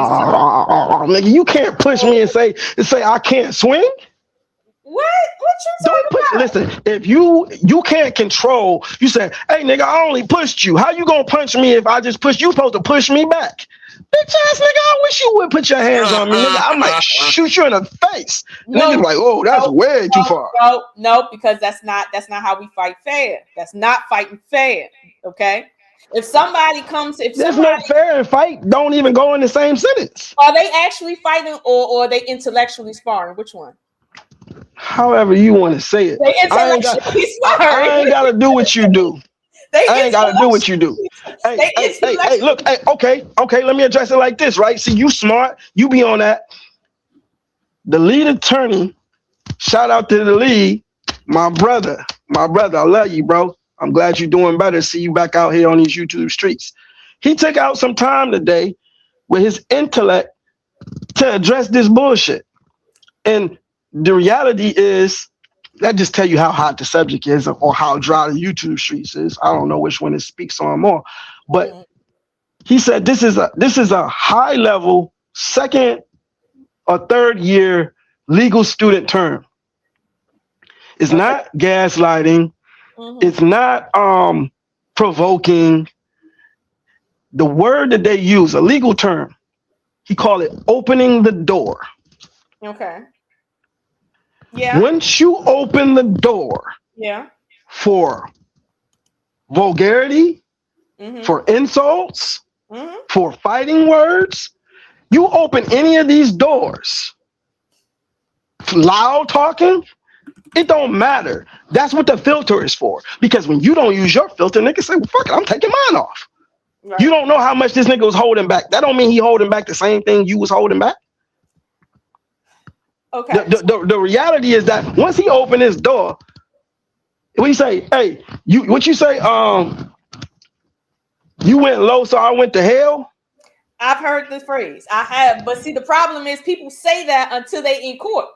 Okay, like they say that until they in that court. All right, and most of them don't have Johnny Cochran on their side. So what? So what I'm saying. What I'm saying is, in this conversation, the second point that you saying that we on is what again, Vic? Miscommunication. Miscommunication. So right now, the miscommunication is Anton is saying, hey, you're accusing me of what you do. So it would have been fair for him to say, I don't feel that I kiss anybody's ass. In fact, I feel you kiss such and such the black community's ass. That would have been fair. But for him to say you and go into the profanity, now you're in different territory because it might mean the same thing, but in reality, like you said, some people don't take the phrase of sucking penis towards them in any positive, like even if you mean it metaphorically, like we say that all the time metaphorically, but some people don't. Now, if you've been around most people, especially black men, they don't take kindly to that, obviously. And Anton knows that, and I'm more adept to believing that he said that on purpose. That was an intentional escalation, absolutely. Intentional escalation. So right now he's not being measured, and he's playing. Oh, he's being measured. Okay. Niggas just don't like what he measuring out. Okay, touche. Let me keep it going. Let me keep it rocking. Hold on, before you go on, let me say this so that we don't have to go back. We talking about miscommunications. Under miscommunications and how to prevent them, you must immediately decide where you want it to go. Anton already decided where he wanted to go. He wanted to go up. Because he crazy. So what? That ain't, we talking about de-escalation, right? The difference that I'm speaking on is that where people get caught up is when they don't decide where they want it to go. They let somebody else decide. They let their emotions decide. But if I intentionally decide that, hey, I'm finna get this nigga off his square, because when he get hyped, he gonna get caught up in this shit, and he ain't go, oh, I'm finna buy some time for my boys to come up. Whatever the fuck my chess play is you not playing chess no more. You want to knock the shit off the board. You not playing no more. What I'm saying is that if you decide, hey, listen, my kids is waiting on me to get to the house. I don't give a fuck what you say. I'm going home today. I ain't going to jail. Then I ain't worried about what the fuck you say because my motherfucking mission comes above my ego, my pride, and all that shit in between. Smile. This is how you get it done. Smile. Stay calm. Quickly apologize. Or if you're not apologizing, nigga, or niggas don't respect your apology, correct the record and just say what you meant, say what it is, and leave it there. And absolutely don't get baited. Right. Niggas will puppet string your ass because Cory right now is telling the world, fuck what Anton talking about. He's telling the world that any Joe off the street can walk up to him and be like, hey, pussy, nigga, suck my dick.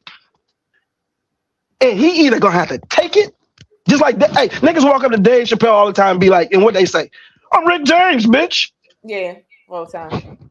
He don't want to hear that shit all the time. You nigga said it in this show, like, nigga, I'm with my fucking kids, man, chill out. Right. But at the end of the day, you just told the world where your hot button is. And now you just dared everybody to push it. Shannon Sharp did the same shit with Mike Epps. You just told a nigga how to defeat you because you can be played with. A nigga can pull your strings. Did I not? Buzz Lightyear to the rescue. Did you I a toy to be played with at this point. Did I not explain that when I said that we not talking about maturity right now because this no. If somebody can say words and get you out your seat and your body over words and let's say metaphorical words, listen, I don't want to hear nothing about what. Ask any nigga who's done any significant time how he feel about a nigga getting him off his square with words. Ask him how much that time cost him about that motherfucking ego, about that man, let me tell you something, man. Wait, hold on. You telling me? Oh, you know what? Okay, because see, Cory got some shit with him, but so did Anton. But Cory ain't never did no motherfucking time. He didn't. I can smell a nigga ain't never did no time. Clearly, he ain't done shit. But right now, he thinks he the big kahuna because he got out his seat. Now, mind you, like I said in the beginning of the stream, I don't know no circumstances like this where you get out your seat and sit back down and nothing happened. Like, I'm not used to that. But okay, let me roll the tape. Good. Hey, check the chat, family, if you can. What'd you say, huh? Oh, check the private chat, sister. Okay. Vic, what's happening? Did you see the back chat? Hold on, give me 2 seconds.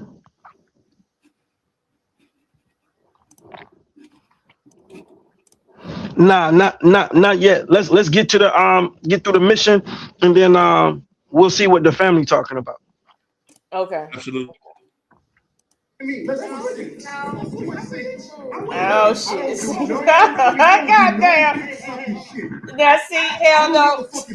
I don't do no dick sucking shit. I don't give a fuck about nothing. Well, I tell you what, watch that dick sucking shit, cause that'll go bad. Call it what you want. I don't do no dick sucking. You say a lot of shit that I don't fuck with either. You okay, but that gay shit, I don't give a fuck about. Hey, homie, I check the button. Put no dick sucking shit. Don't put no dick sucking shit on me, nigga. I'm from Detroit. Say I suck a dick again. I'm right here, right now.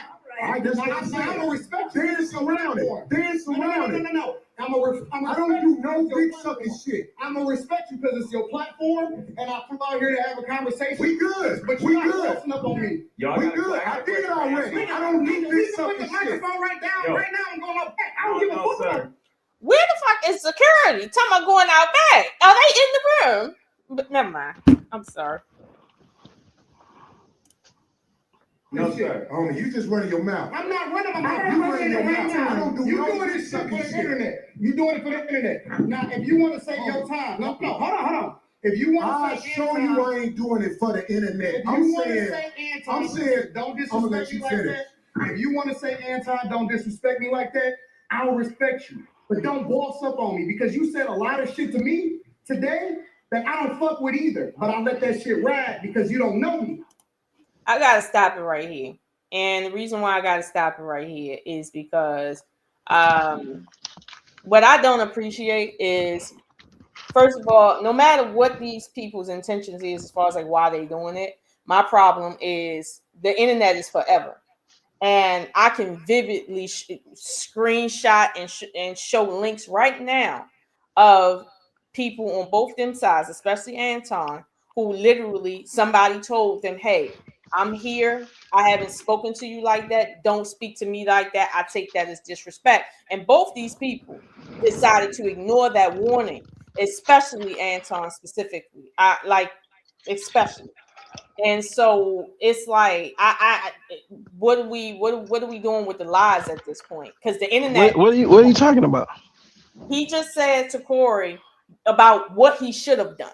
And in everyday circumstances, I would agree. What you should have done was say, "Hey, don't say that to me. I take that as disrespect." That makes sense in the real world professionally. But when we realize that people have told Anton, "Hey, what you just said to me, I take that as high disrespect. Please don't repeat that to me. I'm not speaking to you like that." He literally said, "I don't care." And in one instance, he said, "I'ma say it," and he said, I'm your daddy N-word. And he kept on repeating it. So he showed somebody. Those are separate scenarios. We only talking about this one. It's not a separate scenario when the point Anton is making is just tell me that what I said disrespected you, and it's all good. I won't say it again. That ain't what he said. Okay, that's not what he said. What he said. You talking? I thought Bess was saying something. No, what he actually said was, "Nigga, I don't give a fuck if you offended. You've been saying shit the whole night that's offended me, and I've been letting that shit slide, nigga.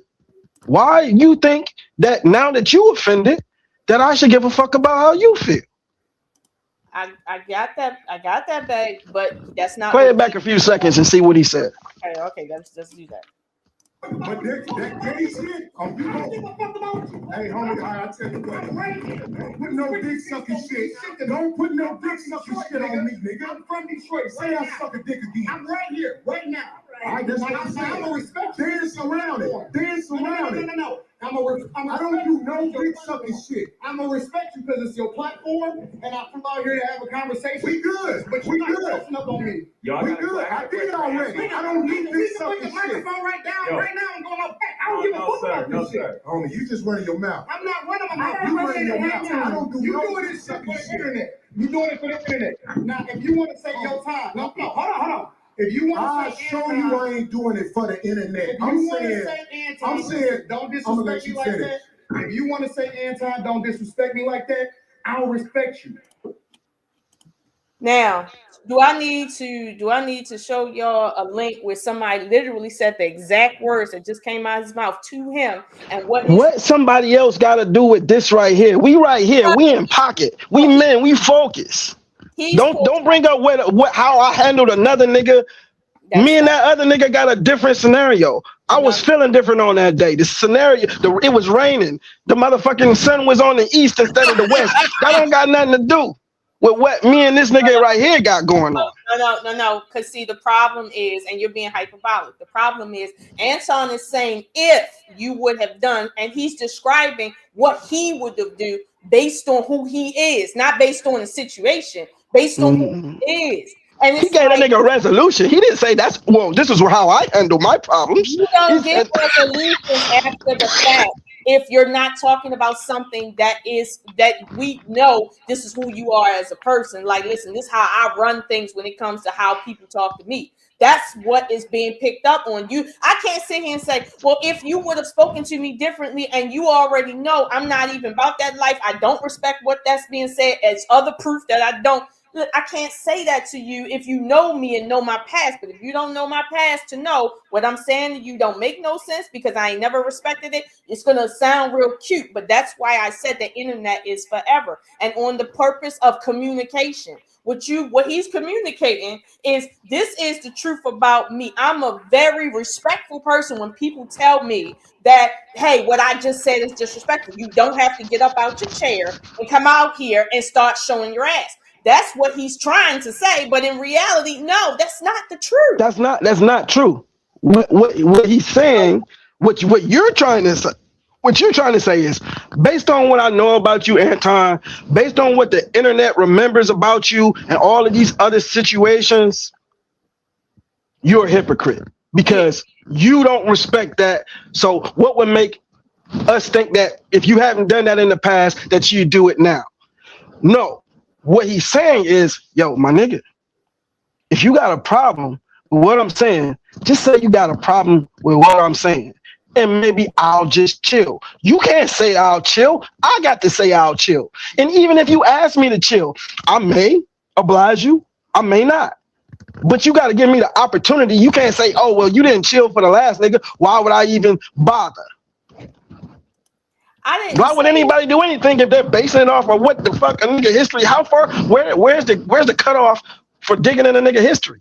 I don't think that Cory should have dug in his history. I'm saying this right now, that Anton is projecting and he's performing for the cameras and the internet, because at the end of the day, he forgot that the internet is forever and people are going to roll back the tape to show somebody, literally multiple people saying the exact words that came out his mouth. When I was 30 years old, I slapped a nigga in his mouth for talking to my homeboy reckless. Not me, my homeboy. I slapped the dog shit out of him for talking to another nigga that I just happened to know in a way that I didn't respect. First of all, would I do that today? Would a nigga say, "Ah, man, Vic, well, back in the day, you used to slap niggas in the mouth"? If you don't drop the bro code, okay, it was what happened with Anton under those exact words did not happen 30 years ago, more like 30 days ago. Okay, like seriously, I'm gonna need you to stop. Telling me Anton. Okay. Innocent. First of all, let me say this. Okay, we all gonna pick our horses right now. Okay, we gotta pick a side. Because for some reason you think I'm defending somebody. I didn't say what we're doing is we supposed to be breaking down what's happening and actually trying to get through the nuance of what we can learn through this teachable moment. But for whatever reason, you trying to crucify Anton and you think I'm trying to vindicate the motherfucker. I'm not trying. I don't got no thing with Anton.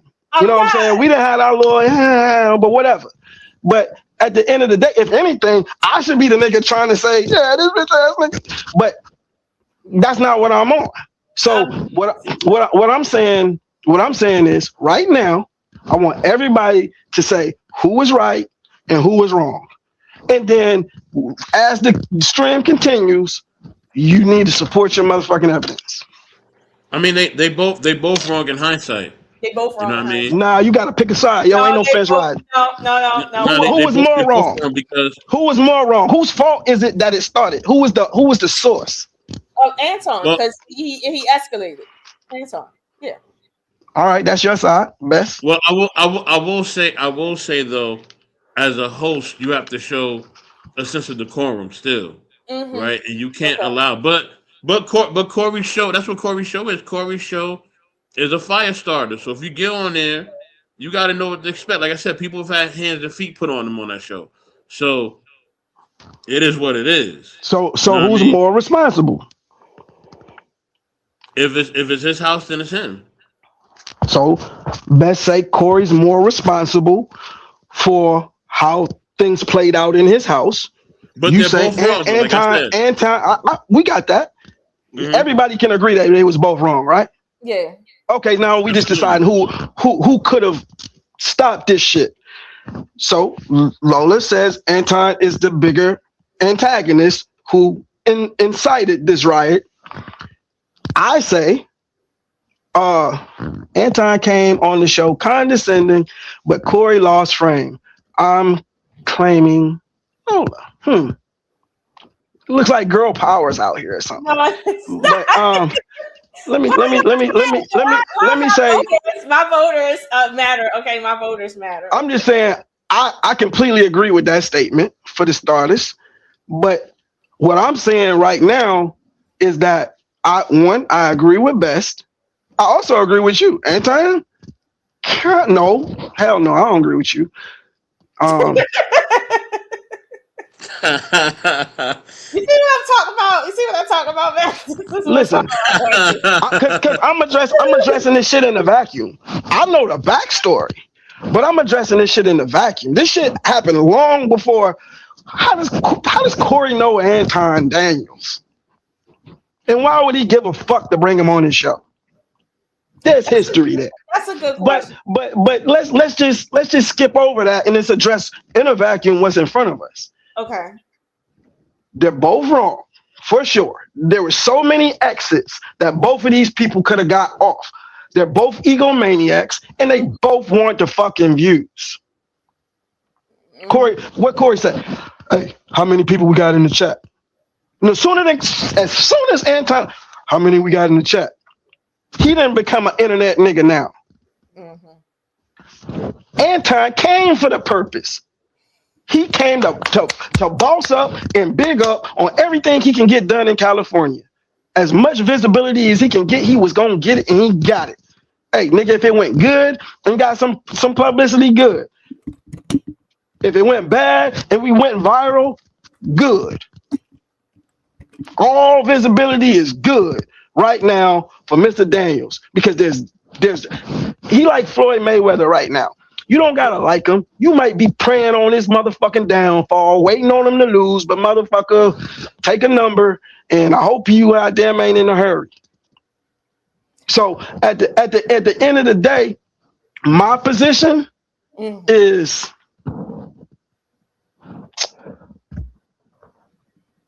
as men. Let's go back to the men in general. Hang on. As men in general, we have a responsibility to filter ourselves, prevent and correct miscommunication. Okay. And because none of those things happen, at the very least, we have a responsibility as elders in our community, because now we're becoming elders. We're not little boys no more. Yes. Everybody in this conversation is 40 plus, from us to them. We are the what the children see to model themselves after. We cannot come down and say these kids is out of control, these YNs, when your grown ass to do the same thing them YNs do. Shut up, nigga. Nobody want to hear your false preaching, motherfucking high sedity, motherfucking get the fuck out of here, nigga. Nobody respects what you saying because you can't do it. You just want to tell another nigga they wrong. So what I'm saying specifically is that as men, we have a responsibility that even if we miss all the marks on the way on this ladder of escalation, everybody knows on the ladder what it said at the top before you step on that top. Don't step here. Not safe. Okay. This is not a step. Okay. Don't put your fucking feet here. The reality is that everybody knows where too far is. And even though they passed that verbal mark, there's also a physical ladder. And what Cory did is said, well, fuck the verbal ladder. I'm finna get on the physical ladder because I think I can intimidate you. You're a smaller man than me. I don't know how size this nigga, but clearly feels that he's more impressive of a physical specimen than Anton is. He's bigger. He's bigger though, Vic. He's bigger. No, I'm saying he's bigger, but I don't know how much bigger. You know what I'm saying? He a lot bigger. So, but Vic, what you saying is right. Like what you saying, right? It's key words, right? So men know not to use. If we use certain keywords against each other, it's going to automatically start something, right? Yeah. Just like with women. True. Women, y'all use keywords. Y'all talk about each other's parents. Oh, look at that skinny chick. Okay. Look at that fat chick. Look at her hair, right? True. Y'all know if y'all say that, it's on. It's on. Like it's about to go down. So let me land, Bess. Let me land, because I ain't picked my side Oh, yet. my bad. So what I say is that because Cory got on the physical ladder first, no matter where it go, I heard niggas cuss niggas out, cuss your mama out, cuss your kids out. Charleston White done talked about everybody, goddamn kids name. Motherfucker put a finger on any nigga, except the one nigga in the barbershop. See, you can skip all the talking and go straight to the physical ladder. You don't gotta talk. That's not necessary. There's no rule that says you gotta talk before you go to a nigga ass. What Cory did is he said, excuse me, let me switch chairs. Nigga, if I feel like I need to get in your face, nigga, I ain't finna do no motherfucking sitting. What he did is he tried to physically intimidate Anton because he talking like, oh, you a telephone tough guy. You feel like because I'm on the other side of the room, nigga, I can't hear you from way over there. Let me see if you can talk to me like that when I'm this fucking close to you. I don't know what nigga who really on that would do that. Yeah. It didn't really look tough to tough niggas, but he thought it did. And the problem was Anton didn't take the bait. He didn't get intimidated. He stood on it or sat on it, pause. But the reality is that when them niggas butted heads on a physical level, now there's no more room. Everything that you say just hit different when a nigga's sitting right beside you. Well, okay. He's in your personal bubble. I think Cory created that inside of his home. If a nigga disrespect me in my home to the point that I feel like I gotta get physical with him, I'm not gonna beat no nigga I invited to my home up. What I'm gonna do is I'm gonna kindly ask this nigga to leave. And when I ask, hey, bro, you know what? I'm sorry, you crossed my lines, and I don't do that in here. I don't play that dick sucking shit, bro. I thought we could do more. We can't. Not at this point. I'm too hot. I need you to go.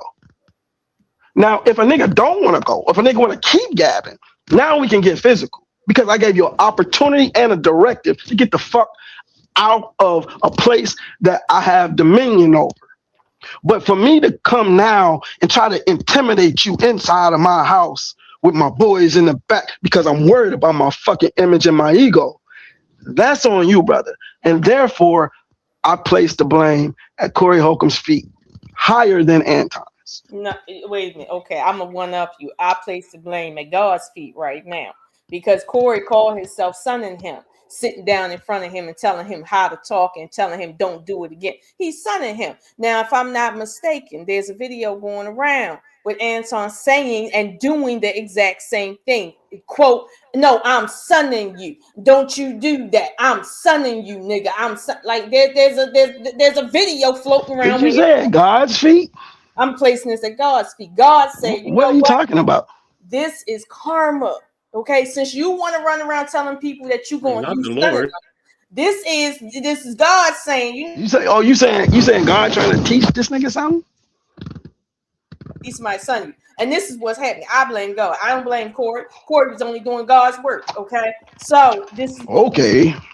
So let me You like to jump off small bridges. All right. Hey, let's move on. I land good. Okay. See, I know how to not kill myself off. Let us move on. Whatever. Here we go. This going towards the latter end. May I make one last point? Go ahead.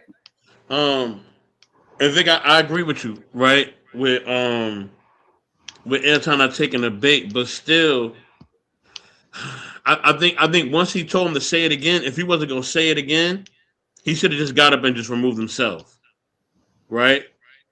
Because now, if a dude come up to you and be like, "Yo, say that again," I'm in your face now. Say it again, and if you don't say it again, now you look a certain way. Yeah. So now I'm like, yeah, you don't really want to do this. You don't want to do this because now this guy's in front of you. He's telling you, say this in front of my face.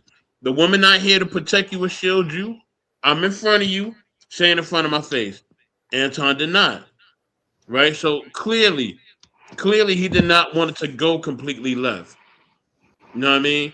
He did not want it to go completely left, and he just left it alone. And I don't know how God got into this, Lola, but whatever. Best, we was trying to move on, but you done open up new shit. I keep I keep hearing this narrative, but he didn't say it again.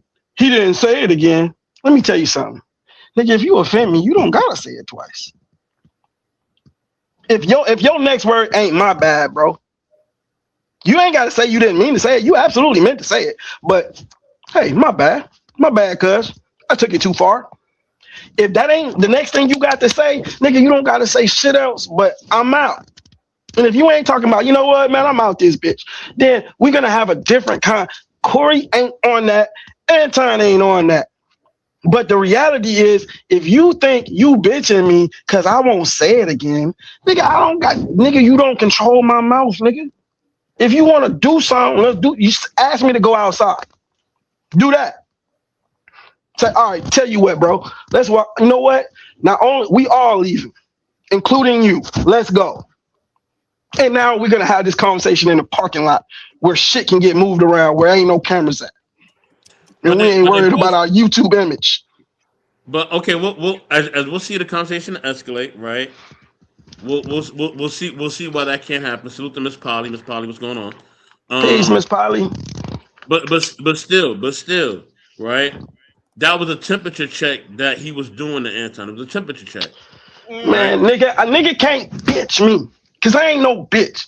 So everything in between putting your motherfucking hands on me and you running your motherfucking mouth, I don't count. But you're talking from your code. You're not talking from his code. Right. You talking about from your code, because honestly, if from where I'm from, if you think Anton a bitch? No. He said that he's not a tough guy. He said that, quote. Okay. There's a difference between tough guys and bitches. I ain't no tough guy, but I ain't no bitch. He said that he would call the police if somebody spit on him, and then they did spit on him, and he did call the police. Oh, here you go. Didn't I say keep the shit, the fucking wheels in the road? I'm trying to keep it in the road. You know what? Okay. Let me just let these people go, because see, every time I try to make this relevant, y'all want to go off into the clouds. All right. We working off what we can see. Everybody don't know all this history. That's why I'm saying it, so people understand the history. Okay. No, nigga. Wait a minute, hold on. You don't know where you're going if you don't know where you came from. Okay. Ain't that the truth? Unless you're going to get the video, keep it on what's on the screen. We don't believe you. You need more people. Now, play the screen. See, I'm going to superimpose this. Okay. I'm swearing this. I'm going to superimpose this just for your butt. Okay. Here we go. And that people are supposed to respect the way that you move, but I don't think that you move the way that you're supposed to anyway. I want this thing to be studied, because here's the truth. Brother Anton is talking about everybody else but himself and white men.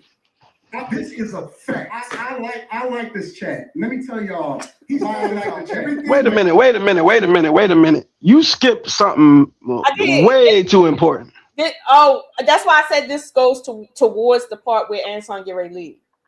What I'm saying is you got all the way to the escalation and you skipped it. We can't just skip the escalation. What part should we go back to? He got to sit in this nigga face, and now we back to talking. What happened after a nigga get in a nigga face? Okay, so this is what happened. I'm gonna take it back here. Right now. Okay, we going back right now. I'm waiting. I bet you gonna say that shit. We going back right now. I got money for all this. What else? I got money too. Nobody give a fuck about that shit. Hey, no, it's not. I ain't phone. Oh, Darlene, get out the way. How you gonna grab the microphone and tell Darlene to get out the way? I don't need the microphone for nothing I'm trying to do. He tried to monetize. Stop it. Okay. He still want to talk. That's what the grabbing the microphone mean. I want to talk to my chat. Okay. Leave Cory alone. Shoot, it's just a microphone. Hell. Fuck you moving furniture for? Because you want to talk to me. You need that chair, nigga. Put it back. No, Darlene. Sit your black ass down. No, stop. Women power. Darlene, move that furniture. How about that?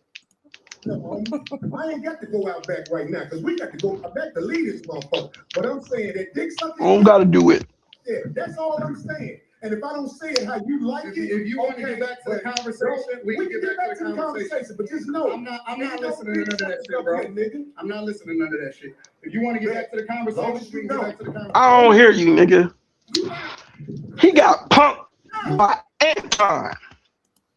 You think that's a punk? Nigga, your face card burnt in the street, nigga. Don't say no more tough shit to me.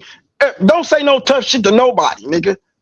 Or I'm a pay a nigga that live close to you just to walk up and slap shit out you when he see you in the street. And you ain't gonna know why or who it was. That's your crazy work. That's But hold on, Vic. You're missing a point, Vic. They both crazy work. They both said they got people there, right? Yeah. So he said, Anton, you got people here. He said, well, you got people here too. They all in the room, right? He said, nigga, I got more money than you. And then they brought up the money aspect. What the fuck? What the fuck money got to do with this? We want. Wait, hold on. Slow down, Vic. Slow down. Right? So, if you telling me I got an entourage here, and I'm telling you, well, I got people here too, right? And we both said that. Then we talk about the money part. Then you say you got them. Then you say something about your money, right? Woman get back in the way. You tell the woman get out the way, right? Well, he told the woman to get out the way, right? And then you know what I mean? Now he grabbed the mic. Their body language is still kind of showing they really don't want to do this. It is. Neither one of them want to do it. Neither one of them wants to. Right? Let's just be honest. Neither one of them wants to do this. Because Anton brought up, yeah, I do have security with me. Yes, I do. You know what I mean? And then he said, yo, you got people with you. And then he like, yeah, I got my entourage here with me too. So Anton played. Put that last message back up there. Okay, hold up. Anton played tough guy, but apologized for the sake of bringing decorum back to the show. That's what Highway 20 Skinny say. That ain't what I say. What did he do then? Carry on, Bess. My thing is this. If you really want to get it rocking with somebody, really want to get it rocking, and now they in your face, and they saying stand on the hill that you have now claimed to be on, and you cannot repeat the same statement. To me, it's a dub after that. It don't even matter. It don't matter if Cory sat back down. It don't matter about none of that. All that is out the window. At least that's my code. Yeah. Right? You know what I mean? If you can't say it in front of my face, and I'm in your face, I'm nigga, we not on the phone. I was here when you the first time. Hold on, Vic. I'm close to you, like I'm about to give you a hug, and I'm telling you, say that one more time, and I'm gonna show you what it is. And you don't say it one more time. You say that to your children, nigga. Do whatever I want then. That's a game you play with your children, nigga. What you say? Say it again. I'm gonna spank your ass. Correct. He was. You know what not to say. He was sunning. You motherfucking child, nigga. Yeah, you don't got one time to cross me. Right. He was sunning. But that's your code, though. That's your code. Nigga, that's man law. Any nigga playing in between is trying to buy time and stall. He hoping that you don't say it again. He ain't hoping that you do say it. He hoping that you don't say it. Hold on. We don't really know what he was hoping for. All I know, he got in that man. Hold on. When the nigga grabbed the microphone, we knew exactly what he wanted. All I know, he got in that man's face and he said, "Stand on your hill." And that man wasn't standing on his hill. That nigga got up. Hey, listen. After that, right? Let's just say that part is true. He didn't repeat it. And he looked like a bitch. Let's just say that. Let's just say it. Let's just say that's true. Just for the baseline of the conversation. He punked Anton verbally by moving over there, getting in his face and say, nigga, you won't say it again in my face, nigga. And Anton didn't say it. Anton said, hey, bro, you know what I'm saying? For the sake of the show, I apologize. Yada, yada. But then we escalate again, and Anton stands up, which we just saw, and said, man, you know what? Fuck it. Let's just go out back. Now, Lola talking about entourages. No, that might have been you, Bess. But at the end of the day, let me tell you something. Entourage first. He put up security first. Listen to what I'm saying. There ain't a motherfucker in this world that can stop me from getting on a nigga ass if that's what I mean to do. You, Vic. Definitely not no woman or your security that's standing that is not even in picture. Nigga, we a spit. I can spit on you, nigga. That's how close you is. I'm not. Well, Vic, you cut. And accidentally spit on you. Okay, Vic. I'm gonna give you your flowers, brother, because you know I love you and respect you. Vic, read You're not cut from the same cloth as either one of them. You've been to war literally in more than one facets, right? Mm-hmm. So, in your mindset is different from both of them, because you actually really been to war on different levels. Neither one of them have been on that level, bro. Neither so they're not gonna see it that way. So why are we talking about them like they soldiers? No, I didn't say that. I said they immature people. I didn't say that. Okay. Okay. Like, Can we be real for a second? Both of these niggas look lame. Both of these niggas look like some hoes. Both of this shit look weak as fuck on both of their behalves. It don't look professional. It don't look gangster. It don't look mature. It don't look business-like. It look weak as fuck. It make black people look lame. And it for the age these niggas is, it's stupid as fuck. Y'all should have took that stream down. Okay, let me say this because just being honest. Well, you're right, Vic, and I agree with that statement. Okay, wholeheartedly. However, when he got up out his seat and started moving furniture, that was enough time for security to come in. And because they in the same room and say, whoa, I've seen it. Okay, seriously, I've seen quicker security than that at a further distance. So at the end of the day, the reason why they got security there is because they need security there. So I don't know. This might be a play. Okay, this might be a play in my face right now because I don't believe that they got security that don't do shit in a fight. And they was in each other's face for like, I don't know, 30 seconds, just talking like they was about to get it on like that, like this close. Ain't no security. Let me clear it up because that's confusion. Anton bought personal security that he takes around with him anywhere anywhere he goes that is not his hometown. That's his personal paid security guard. That ain't got nothing to do with 5150 show. He said, hey nigga, you got your security, I got my. He said, no, that ain't my security, those is my friends. Because he had Cory had some of his personal friends inside the studio. His wife was there, or his girlfriend was there. Some other people were there, including some of his male friends. But he didn't have no security. There's no security there. Okay, I see what you're saying. Okay. So Anton's security is the only security that need to be fired. Gotcha. That part. Now see, that's the never mind. Let me get off the security. But this is what's Lola, you made a point right there, Lola. That's real shit, right? Sis, you made a point. They could be trolling us. They both could be trolling us. I thought of that. Hey, if that's the money play, it's playing out, and everybody gonna get paid off it. Shout out to them. I thought Chris Rock and Will Smith was playing. No, that was real. But shit, who knew? Maybe it was a play that they standing on. I don't know. No, I seen that. I seen the two of the greatest actors. Later, the next comedy show with Chris. No, that was real. That was real. So you want to see what happens before because see they did this right here, right at first because whoever let's get to it so we can end that and then let anybody who want to come up and we're gonna spend another 30 minutes and let some folks say what they want to say. So this is where they did the silent thing because they had to get some order. So they put this up. That's why it's no audio because I'm playing it. It's playing, but there's no audio. So I'm gonna skip through because here we go. Everything's straight. Ain't nobody saying I'm sucking dick no more. Everything's straight. For sure. Everything's straight. Bro, though. And I'm gonna respect them on that. Yes, sir. Ain't nobody saying suck their dick. Yes, sir. So question. Given that black people are on the Democratic plantation, what do you say about the use of Christianity to make slaves out of black people? And what? Today's time or historically? No, historically. Yeah, absolutely. It was used in a negative way, but anything can be used in a positive or negative way. You can weaponize literally anything. Corporate America, for example. You can use the internet in order to push out propaganda, or you can use it to communicate effectively with the people. You can use money to manipulate people, or you can use it to help people. And so you can't just say that Christianity itself is used. The Quran is used in a negative way in order to control people. So it depends on the person, and that's why we evaluate the person based off of their fruits instead of evaluating them based off of Lola, pause, Lola, please.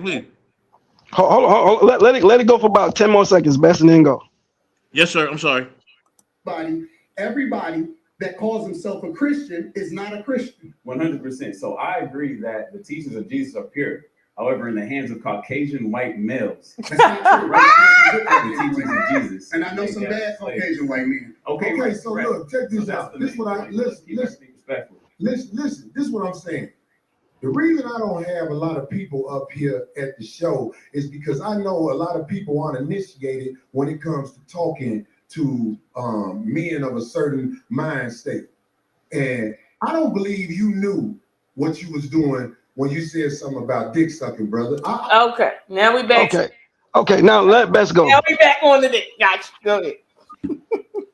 Now, you know what I mean? It's I think what Anton's bringing up a very big point, and I hate that he had to go back to the de-sucking thing. Pause. Yeah. Right.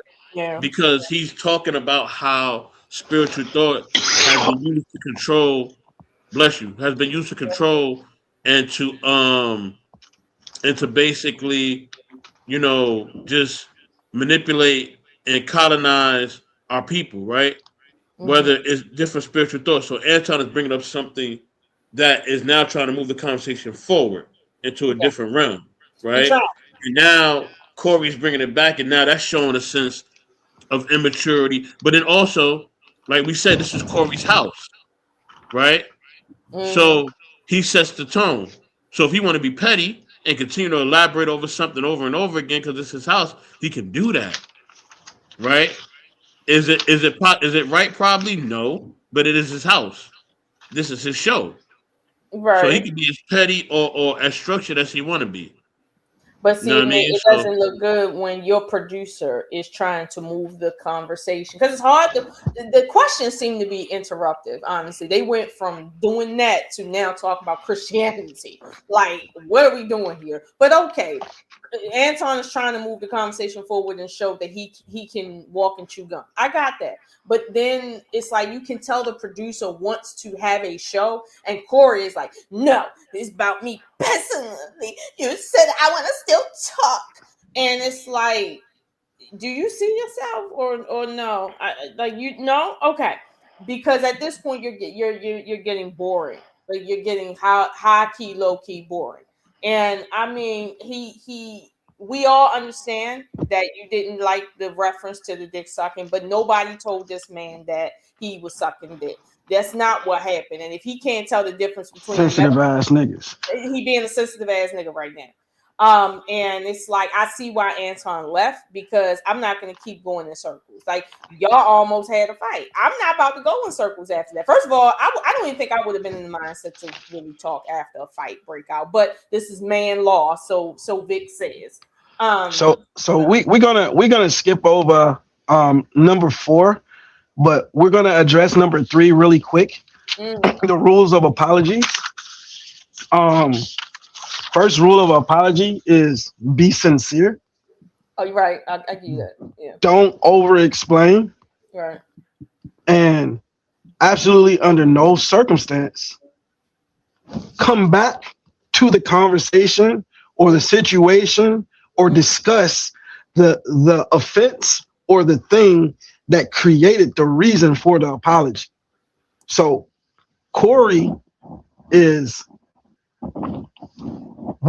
this is the difference best between an internet nigga and a nigga on the internet. Anton has been doing this so long, he can go in and out of an emotional state. He can be sincerely pissed off and get right back on the topic, go right back to talking because he's been doing it so long. Cory is not polished or, used to a nigga getting him out of his frame and being able to jump right back in it. He's used to just going on and on and on ad nauseum about whatever's bothering him. Excuse me, because it's his show. The reality is that Anton gave him an apology. We didn't watch it, but they actually dapped up. That's why Cory said, hey, it's all good. We're not doing the dick sucking thing no more. Anton said, hey, I'm gonna respect him. We all good. They slap 5, everything good. The producer or whoever this is, you know, is calling out a question. Let's change the energy. Let's change the topic. Let's move on. Because that's what we're here for. That's what we agreed to. Anton jumps right back on the question, speaks his piece. You don't hear the attitude that he may still currently have. He's right back on topic. Cory has his opportunity to counter what Anton said or say, you know what? Maybe this is a point where we can agree. This is a block to build on because I agree. Because just like you said, oh, these things can be weaponized. Christianity's been weaponized. As far as religion is weaponized. The money system's been weaponized. The media is weaponized.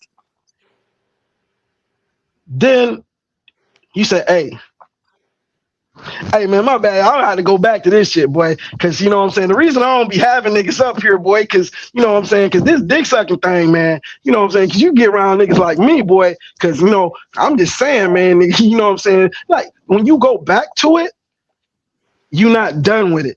So why you dap me up? Why you dap me up? You should have said, hold on, bro. We got to have a discussion. Yeah, I appreciate the gesture, nigga, but I ain't ready to dap you up yet, my nigga. I ain't sold that this shit is over and I'm still feeling the way. So we can have a discussion, but it's gonna have to be about this before we can move back to having a discussion. But Vic, it's a difference between, like you said, okay, Anton is used to panels, right? He's used to panel decorum, right? Now, you have somebody who's used to panel decorum, right? But then you have somebody who is coming from Hollywood, who's coming from being a comedian, who's coming from being around different celebrities, right? You know what I mean? And celebrities have a view of people who are on the internet. They look down on us. They do. They do. I don't care what celebrity you take. You could take any celebrity that has a great podcast. You could take Cam. You could take Wallow and Gilly, you could take Cam and Mace, you could take anybody. They don't look at us the same. You could take Cory. They don't look at us the same. They look at us as beneath them, right? For the most part, they only respect their peers, and even that is there's favoritism in that because they don't respect everybody in Hollywood, right? But somebody with Hollywood who has a podcast is not going to view things the same way as somebody who is a podcaster who's successful, who now is now intermingling with people from Hollywood. It's two different trains of thought, right? So Cory's in Hollywood. He's at the red carpets. He's hanging out with Nick Cannon. He's hanging out with this one and that one. He's hanging out with Cam Newton, right?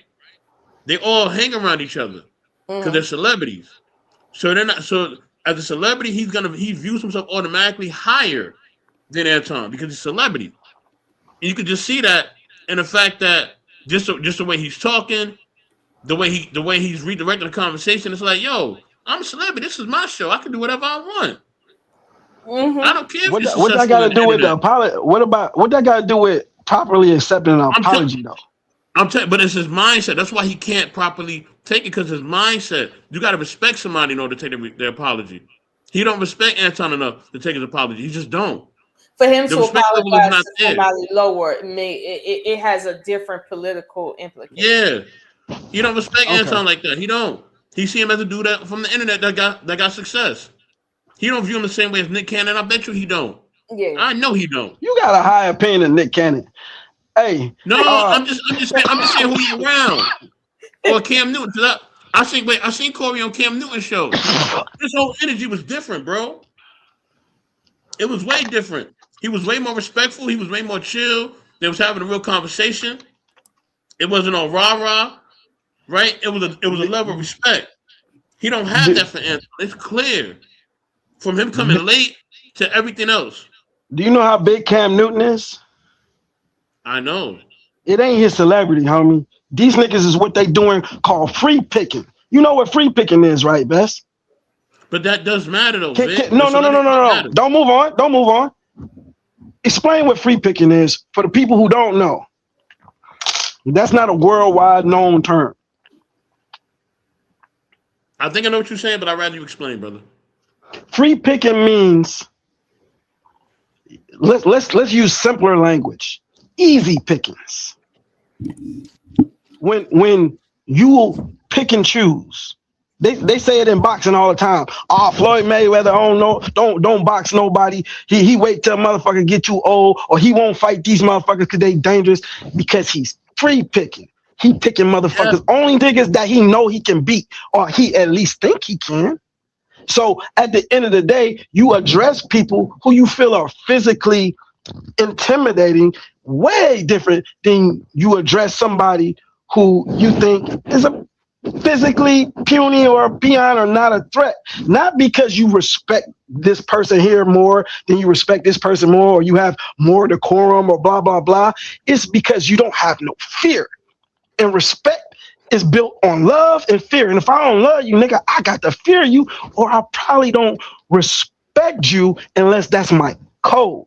I'm glad you said that. I'm so glad you said that. Love and fear where respect is concerned. I'll say this. A lot of times, the only time we hear about any of that is coming from women.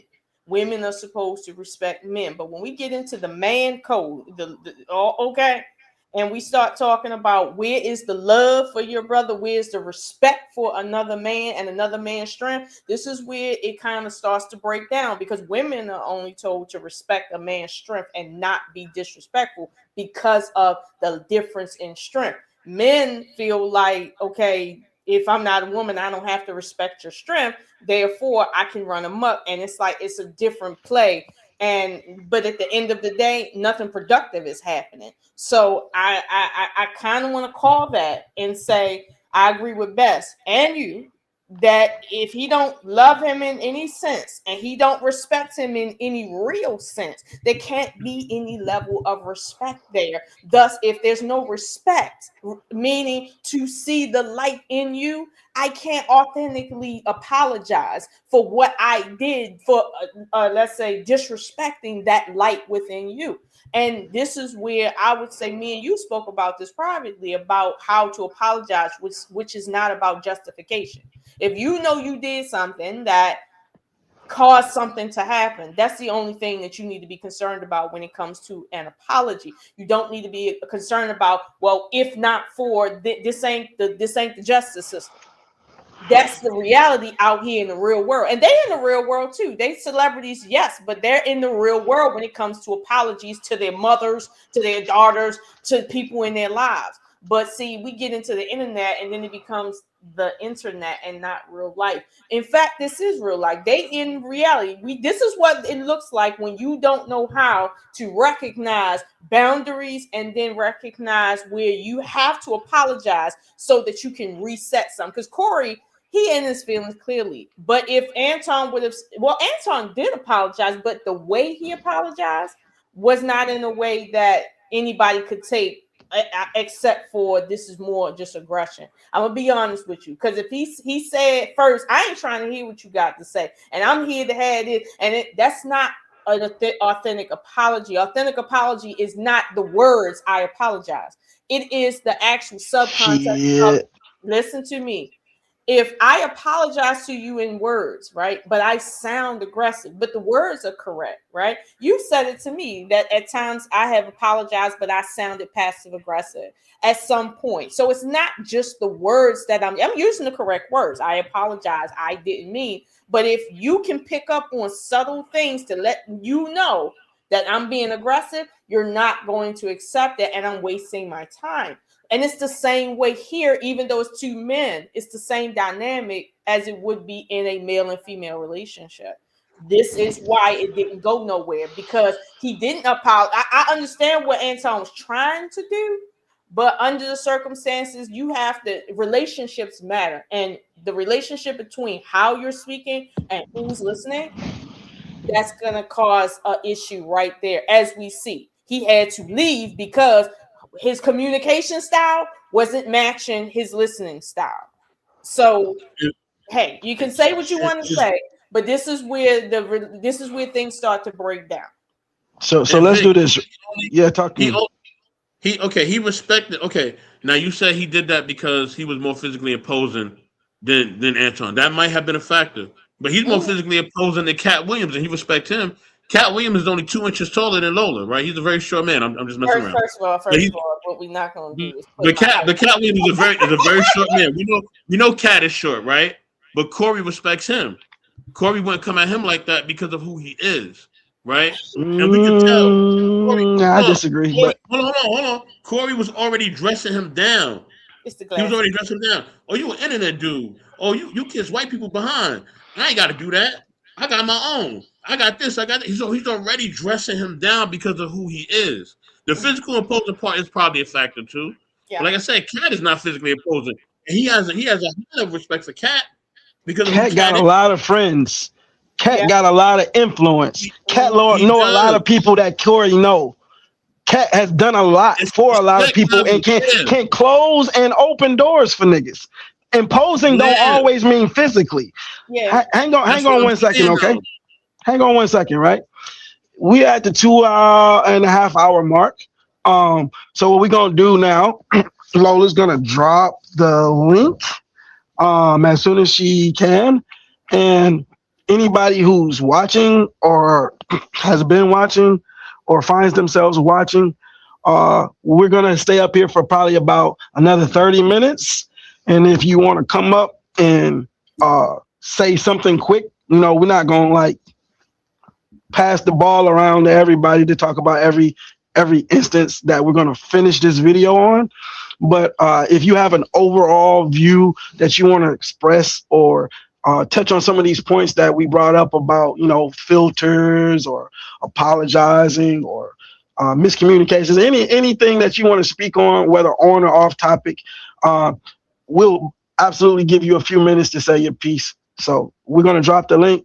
Let's get through this video so we can make sure this stream doesn't go too long. Okay, and the only rule tonight is unless we know you personally, you have to be cammed up. So just because the internet is wild, it's Anton's internet. So I'm sorry, people. Let me get back up here. Tell them how you really feel. It's Anton's internet. Okay. Let me, because I don't want to leave this all the way through. Like I want to. Just for copyright reasons, I'm just going running through this because they back on the dick sucking shit. So obviously it's not gonna be a good day. It's not gonna be a good day. And you see body language starting to change. Okay. See, they talking. See, they talking. They getting through the passive aggressive. They talking. Wait a minute. Oh, here you go. I'm gonna start here. All I'm doing is rehashing the conversation that happened. Why are you so easily offended? We just did not talk about me. It sounds like I'm arguing because I'm right. See, see. And they tell me about myself all the time. Be gone. No. That shit don't hurt no feelings. It's probably better this way because I just proved my point. Be down. You proved the point. Homie, just gone, man. You just gone, man. You gone. I'm not legit. You did this before. Get your bitch ass to... Hey, homie. Right, I'm out. Get your bitch ass the fuck on. And walk over there with your bodyguard and your bitch, nigga. Walk over there with your bodyguard and your bitch. I got shit to do. Don't bring bitches up here, dog, that you ain't finna stand on. Remember I told you that. If you got a bitch with you, explain the bitch. Don't ask her to be on my show, nigga.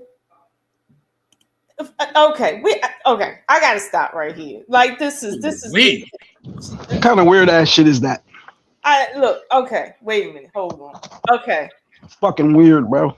All right, where should I start? All right, let me say this, get this out the way. I hate to admit this, okay? I really do. I hate to admit this, but Anton has a point because Cory started off saying, hey, I don't play that dick sucking stuff being said to me, even though nobody told him that. He did say that. And now it's like you don't understand that the word bitch is a bit more harsh than suck a dick. Come on. Don't do that to me. I agree with Anton right here. And this is one of the few times I'm gonna say he is 100% correct. Okay, give me 1 sec, y'all. I got my sis coming up here. Miss Polly, welcome to the stage. Let me bring you up here. Hey, Miss Polly. Nice lady. What's going on? Peace, Miss Polly. Hello. Hi. Guys, been a minute. Okay. No, I know. Let me say Happy New Year. I have seen your journey. Okay. Happy New Year. Okay, Crazy. congratulations. Yes. And gotta keep going. You looking you looking slim in the face. I am.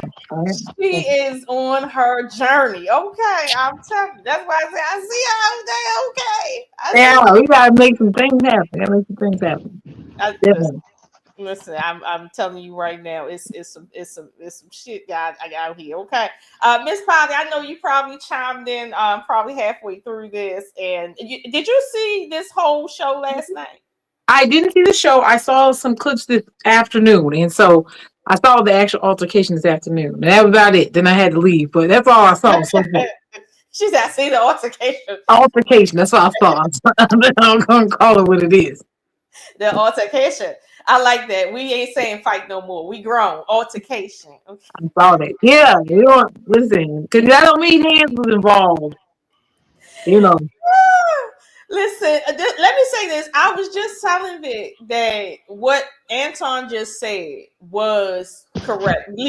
By definition, it's correct. But the bigger problem I have with Cory right now, it has to do with this comment right here. Because first of all, this conversation was not about anybody else other than Anton and him and the dick. Okay, and the dick sucking. That's it. For him to start talking after he told him to leave and start talking about who you with and explain this, he's leaving. Why is he? I feel like this is what we call dry snitching, and I don't appreciate. Don't get me wrong. I don't agree with men protecting other men when they think that other men are out here slipping and sliding. But this right here is some low level snitch. I don't like that. I don't like that. And see, I didn't even catch the bitch word. Like I watched this, but I just seen that again here right now when we replayed it. I didn't even catch that. So I'm like, sir, like, yeah, you are a hypocrite, like for real, and you a snitch. Like, what say you? Oh God, Lord. I didn't see where he was asking him who he brought. Now that was extra.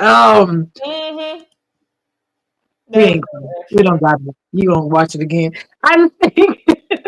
Yeah, it seemed like it got really out of hand, and it was just like a let me try. It's just like I'm trying to try you.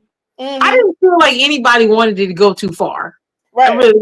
I feel like nobody really wanted to cross the line, but then they had to prove a point because now you can actually watch them think they're like, wait, everyone's gonna see this. What are they gonna say if I don't say this? Like you could see that going through their mind. That's crazy. You could actually see them like thinking like, I'm gonna walk away. Wait a minute. But if I walk away, that looks like this. And then they're mentally doing that as they're having that conversation out loud because they're pausing. They're like, okay, so am I gonna let him talk to me like that? Maybe I shouldn't.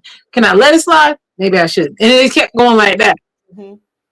Quite literally. I hope somebody makes a video and put like the little thinking thing right there. Yeah, that definitely was happening. There's a lot of, should I let this slide? No, I can't let this slide. Let me show him something. Maybe I can then, push him back.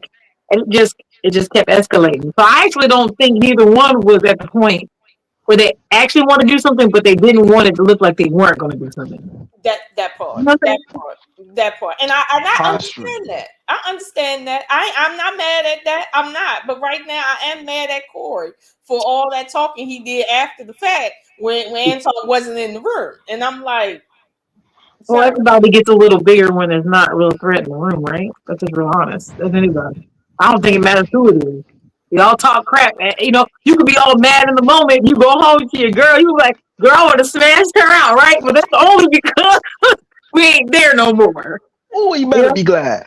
Real threats don't talk. They act. Pretty much. Let's be honest. Pretty much. That don't matter where it is. Because, like, most of the time they're like, I ain't going to talk about it. I'm just going to lose it.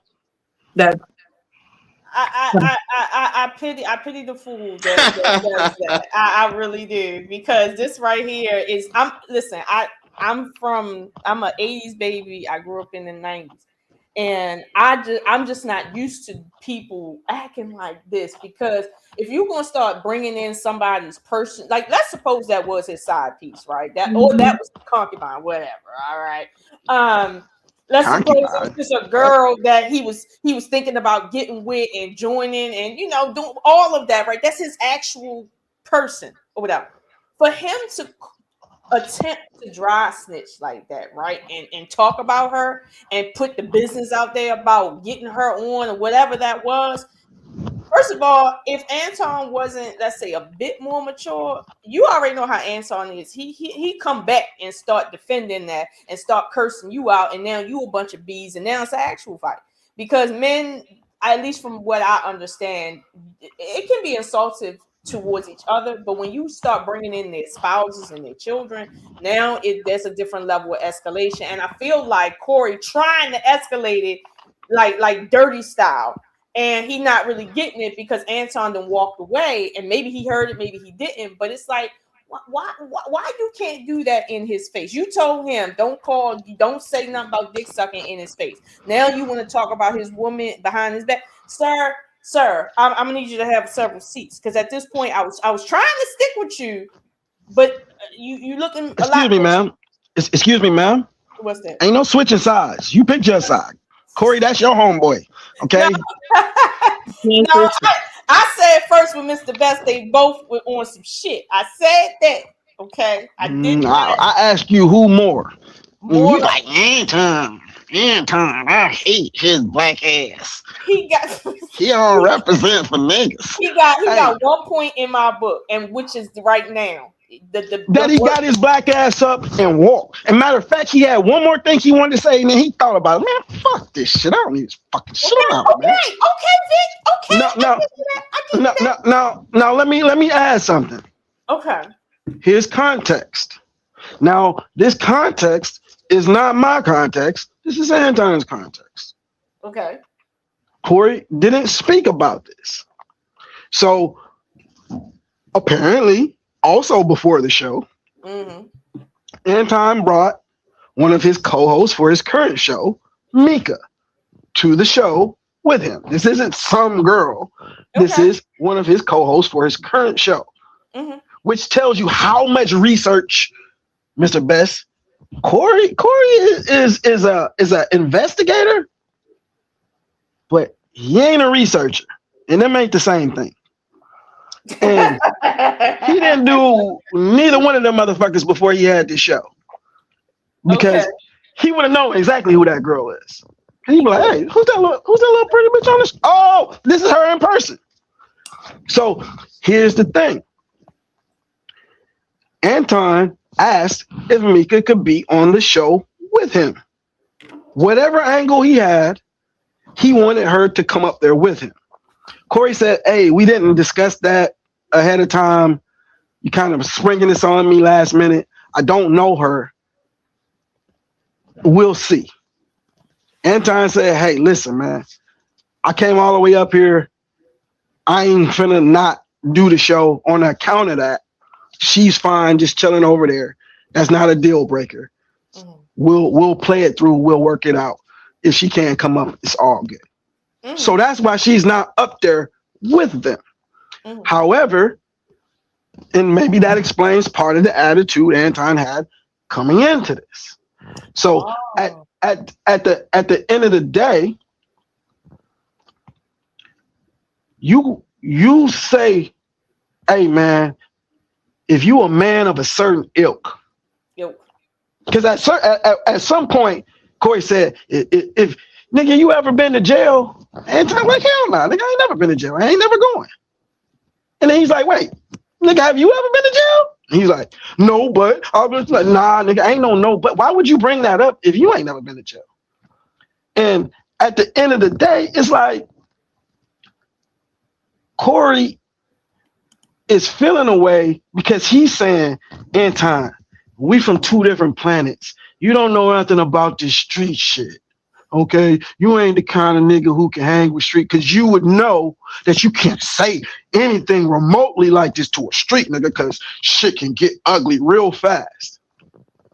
Okay, let's say that's true. You are who you say you are, and all of that shit is true. Then you should know that if you call a man a bitch under any scenario, Yeah. joking, hey, nigga, man, shut your bitch ass up. Niggas can be laughing, having a joke, man, shut your bitch ass up, nigga, bitch. Hold on, cuz. Nigga gonna check that shit every time. Or I'm gonna believe you really is a bitch. Because real niggas don't let shit like that slide. Even if we don't gotta fight about it, you gotta be like, hey, home, don't do that. So the bottom line is this. Mm-hmm. Not only did he turn around after the apology, after we said it's dead, because worst case scenario, at this point, you could just say, hey, man, listen, man, if I'm feeling that way, hey, man, you know what? I thought we could work this out. I thought we could talk it through, but I can just see we too different. This has been a good show, but I'm going to go on and finish my show without you. Thanks for coming. Gotcha. But you decided you're going to call this nigga a bitch to his face, to your credit, and tell him, hey, man, I think it's better that you do go. That's the part that he did correct. Okay. After Anton chose to stand up.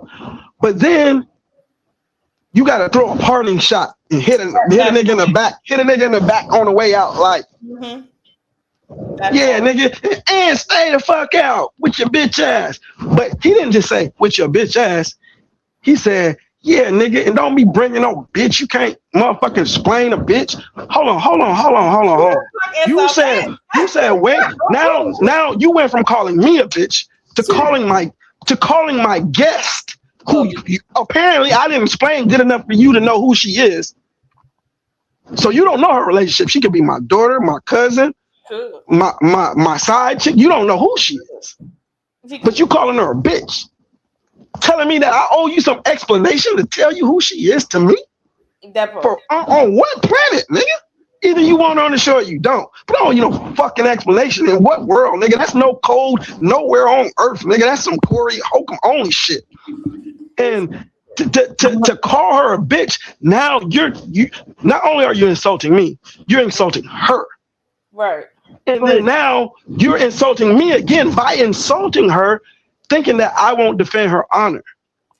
So now I have to allow her to be insulted just so I can keep the peace and not put her in jeopardy trying to defend her honor. Now that carries the protection or toxic masculinity. Yeah. Because if I turn around and slap the dog shit out you, because I was cool with you saying what you said about me. I was cool with you getting all up in my face because I don't think you're going to do shit. But when you start calling people that I care about and that I love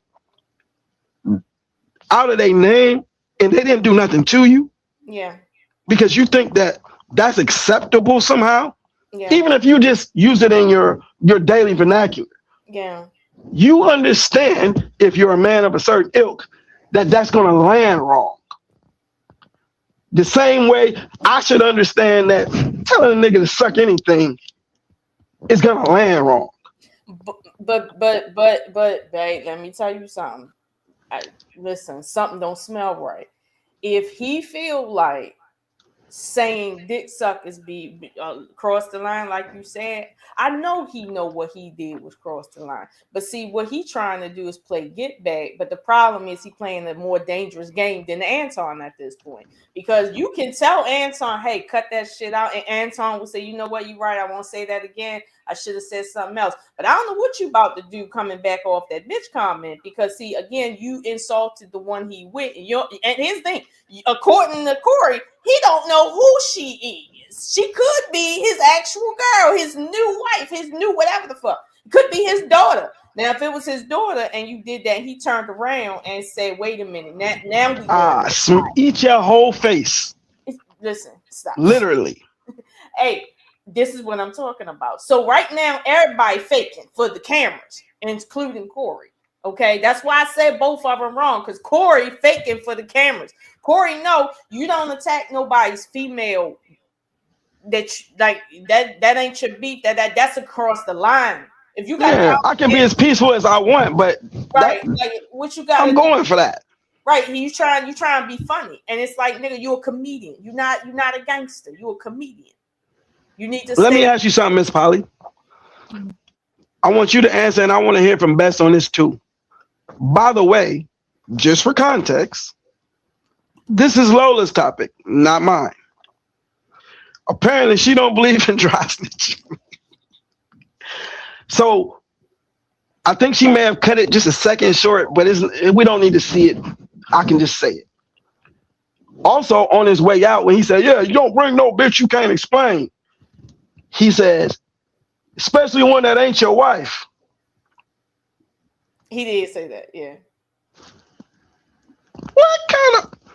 I'm not going to pass my opinion. I want to know what your opinion is. How do you feel about someone trying to out someone in said nature? I mean, it is what it is. I mean, I don't know. It's kind of weird to me because I think it's like you guys, I mean, maybe I'm confused, but we all know what kind of man this is. So are we really confused about his actions? I don't think anyone should be confused. I think it's actually equivalent. That's what it should be. I mean, we're acting like if they're on the same level, they're not, and you can clearly see it, regardless of what topics or their beliefs. They're clearly not even on the same intellectual level, in my opinion. So I wouldn't even put them. It's like, yeah, it's great to have a good conversation, but when we talk about being polite and knowing who's in the room and how to carry yourself, we know who does and who does not, right? And so when you're seeing someone act like that, I don't think I'm really surprised at who failed the test. So, I mean, he wants to get back at him. I want to say he's acting like a nigga. You got nigga energy. And that's what we got. We got a nigga show. Okay? That's what we got. And that's what it is. You have a man who's trying to act like he got some sense, then you got a nigga in the room. And that's just what it is. And so he acted with nigga behavior. And we're all like, oh my God, it's so rude because he did that to someone who's trying to act polite. I mean, we see it, at least if you're in corporate world, you see the nigga come out of people who are trying to act like they got some things. And it happens. So, but him, I wouldn't be surprised. He's trying to out him out because when you're losing, you start doing that name calling and all that. You know what it is. You already lost when you do that. So you're throwing everything, including the kitchen sink, because I think you really got me and I look crazy. So let me see what I can do on your way out, because once you're gone, it's just going to look like it's going to look a certain way. I will tell you, I don't know, maybe, this is the thing, we don't know his personal life, right? We don't know. Now you guys know all this Diddy stuff, and I'm not, please do not come for me, sir. Please, because I'm not saying that. We don't know what kind of stuff has happened to you in your life. We don't know who tried to put something in your mouth, or who tried to do that, or if you've been molested when you were younger. I don't know.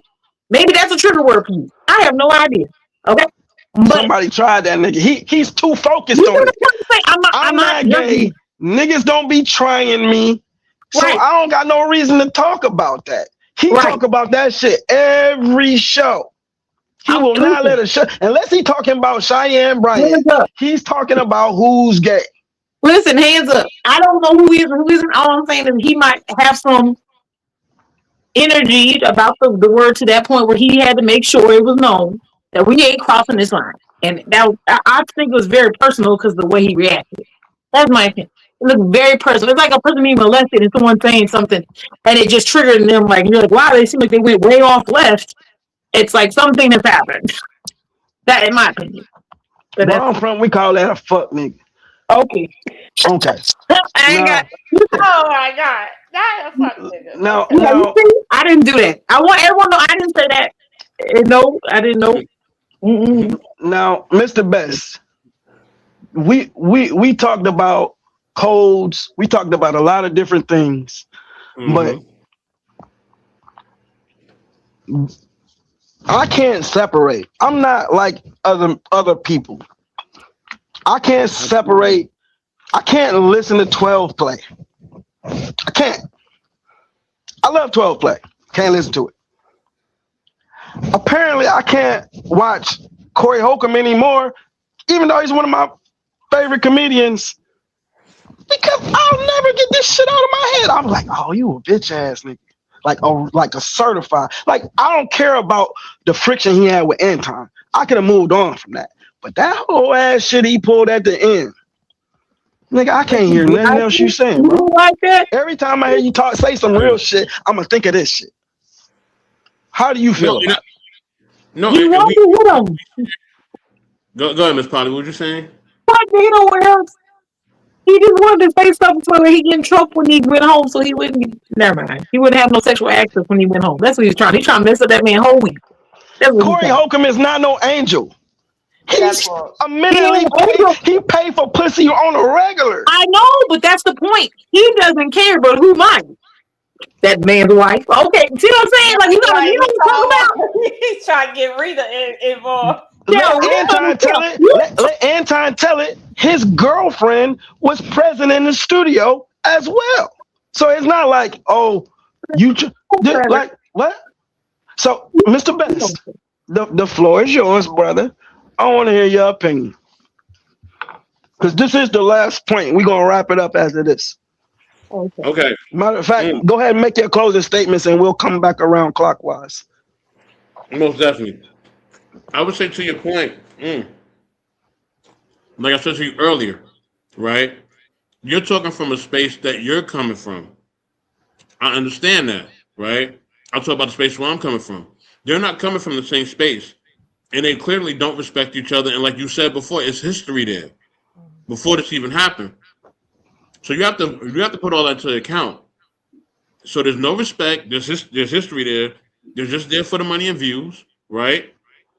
So now they both are not fighting fair because there's no level of integrity or respect or love there, right? It's all about what can I do for myself at this point. I'm in it for me. Yeah, you pay me this amount of money or whatever, so I'm here. And I don't respect you, so I'm going to come late as well. Right? So there's just no respect on either level. So, yeah, I can say that you know what I mean, sucking D. Pause. Damn, I hate that. I say that. I don't even like to say that shit. You know what? Y'all stop BS. Y'all say that stuff every time y'all see a woman. Y'all we don't. I told a woman. Yeah, y'all do. Yeah, you do. Yeah, no, we don't. You quit this thing. Y'all think it. That's you said it to one person. Yeah, the song happening. Then you heard that sitting in your own voice at some point. Nah, you don't. I learned from Minister Society. You said it to the wrong person, you get your head knocked off. You know what I mean? You don't just say sucking. You sucking D to just anybody. Pause. Yeah, that's a problem. You're gonna have some issues on your hands. But Mr. Best, according to Anton, that's the first thing he said to Rita when he seen him. But that's the thing. They're living by a different code. But let me land my plane. Let me land my plane. Let me land my plane. Right? There's already no respect. I'm dressing down your resume. You dressing down my resume. We don't respect each other. I'm talking about your manhood. You talking about me and who I am and how I'm a sellout. So we both don't respect each other. So Cory taking it to that point, the gloves already off. Now, what did they do in between that when we didn't see them for a minute and they came back on camera? Who knows, right? Maybe the producer was like, hey, guys, you guys may want to settle down. We're trying to make money, blah, blah, blah. Come on, guys, remember the money. And they're like, all right, cool, we'll remember the money. But after a while, nah. Cory's like, I'm Cory Holcomb. I'm hanging with this guy. I'm hanging with that guy. I know him. I know this person, that person. I'm not going to let this internet person disrespect me in my house, even though I'm being disrespectful as well. Right? So now I have to make myself seem bigger than you because of who I think I am and who I do know or think I know. Right? Yeah, I know you're trying to redirect the conversation. Yeah, I know we told the producers that this, that, and the third, but this is still my show, so I'm going to do what I want. And that's how Cory Holcomb is. Cory Holcomb reminds me of like a black Howard Stern in a sense. Yeah. He's going to say the most stuff to get his views. And I done heard him say some influence, especially when it comes to women. He could be very disrespectful. Just downright. To the point where it's like, if a woman is watching this and she wanted to be your wife, she may have reconsidered. You know what I mean? So him saying that about Anton or whatever woman he's with is not far-fetched because he says things like that on a regular on this panel about women. It's not worse. That's what I'm saying, man. No surprise. That's just who he is. So yeah, they both wasn't fighting fair. They both lame for this. It is what it is. It's a learning lesson. You know what I mean? And you know what I mean. And hopefully they can have a better code, as Vic was talking about and as I was talking about. But I'll end there. Mm. Miss Polly. Um, like I said, I haven't dived too much into this. I woke up this morning and saw it all plastered everywhere. But Hey, do me a favor um, before you continue. Can you check your microphone? I don't know if it's your chain it's or probably something. Okay. is it? You, I can't hear nothing now. I know. I was asking if it was something I did. Okay, go now. Lord Jesus. Okay, I'm sorry. Yeah. Okay, that's better. Um, for me, unfortunately, I think on a bigger viewing, it looks kind of more like black men at the end of the day when y'all start getting some money and start getting big, y'all can't play together well. That's what I see. Um, it's like you always got to be standing alone. You don't too often see you guys gathering black people in general, and this is just an example of how two men who can actually influence millions, regardless if it's negative or positive, can't sit in the same room for 10 minutes and act normal and even fake it too hard because there's so much pride and so much I'm bigger. Let's who see that as the bigger deed than the other. It just ruined it. So regardless of the information I saw or what the topic was about, no one got to hear anything. All I saw was two black men who can't sit down with each other and have a conversation, but yet can do it with white men. And that's a problem, right? And I don't really talk about race too much. You guys see me, I'll come on here, I'll say some things, but I don't usually say things like that. But that is something that's what I saw. I saw you guys give a whole bunch of white men who've been watching you in podcasts because a lot of y'all keep talking about being in these white other areas of YouTube. I want to go over there. Well, look what you just did. You just showed them that you can't even sit next to another black person, but you can sit next to a whole bunch of white men and have a conversation and they can say all kinds of crazy stuff, but you can stand there and still talk to them. You can have decency to hold back and to continue conversation and sit there and hold back and not get too crazy wild. And they calling you the N-word, they telling you all kinds of stuff. But you can't sit next to another black man for an hour and have a conversation. That's what I saw. But maybe y'all did. And I only saw it for 10 minutes. But that's all I saw. So other than that, the other stuff was just nigga stuff. And thanks for letting us look like niggas again. That's it. That's all I saw. Thank you, Miss Polly. I have to concur. I have seen both of them speaking with white men, ironically, and those white men were doing the most. Let's just say that, and saying some very vile things to their face. And they had enough decorum to stay calm, understand the point, not lose sight of anything, but with each other, this is just an issue. And I know we usually talk about this issue that Black people specifically have with each other in the hood, where they can't step on each other's toes by accident without realizing now a fight has to ensue, or nobody can check somebody else on something they're doing wrong without it turning into a life or death situation. It's just so much pettiness. But then when we see people who are not from the hood, that are not from the ghetto, that don't circle around in the gutter, and we see, okay, no matter how much money y'all get, no matter how clean you say you are and clean and on all of that, you still you can take the boy out the hood, but the hood ain't coming out the boy. And I don't care how many white men you sat next to, how many, let's say, CBS, Fox Newses you've been on. I don't care if you was on Dr. Phil show. Shout out to Anton. Like, you only showing that your decorum goes as far as skin. That's as far as your decorum go. Like, I've had problems with both of them when it comes to their rhetoric about women, specifically Black women. But this is not about women or Black women. This is about the problem that people think they don't have because they're removed from a certain community in terms of the financials, but then realize, no, you're still part of that same community. No matter how much money you have, no matter where you live at, you still part of the community. You really are.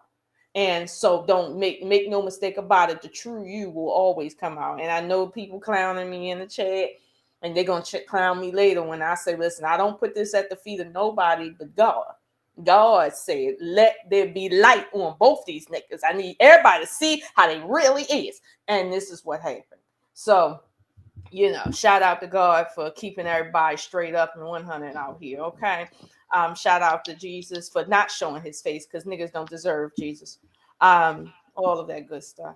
But no, I like the conversation. And at first I didn't know how I was gonna come at it, because it is very much a male-centered like situation. I mean, obviously we're in it because women were in the room, and we know both of these men. But generally speaking, the way men deal with men is a regulation by other men, not women. I can give my opinion, but it's really regulated by men. But I think that this is a learning lesson, like you said. I think everybody mentioned that we can learn something from this in terms of how to apologize, how to not apologize, how to speak, how to correct yourself when you need to correct yourself. Don't play the middle. Don't play the 50. Like, don't come trying to be tough, but no, you're not really tough, but hoping that nobody get tougher with you. Don't play them games if you ain't really about that business for real. If you need security, act like it. Just chill out and get your money. Everybody here to get money, get money. All right. Clearly I don't have as much. I need to probably do that. And maybe me and Vic will fake a fight one day. And get online. But no, I think it was a pretty good conversation. I like moving through those. And I mean, I learned a little something tonight. You know, but I'm on par with everybody else. And shout out to the chat, everybody in the chat that has joined us tonight.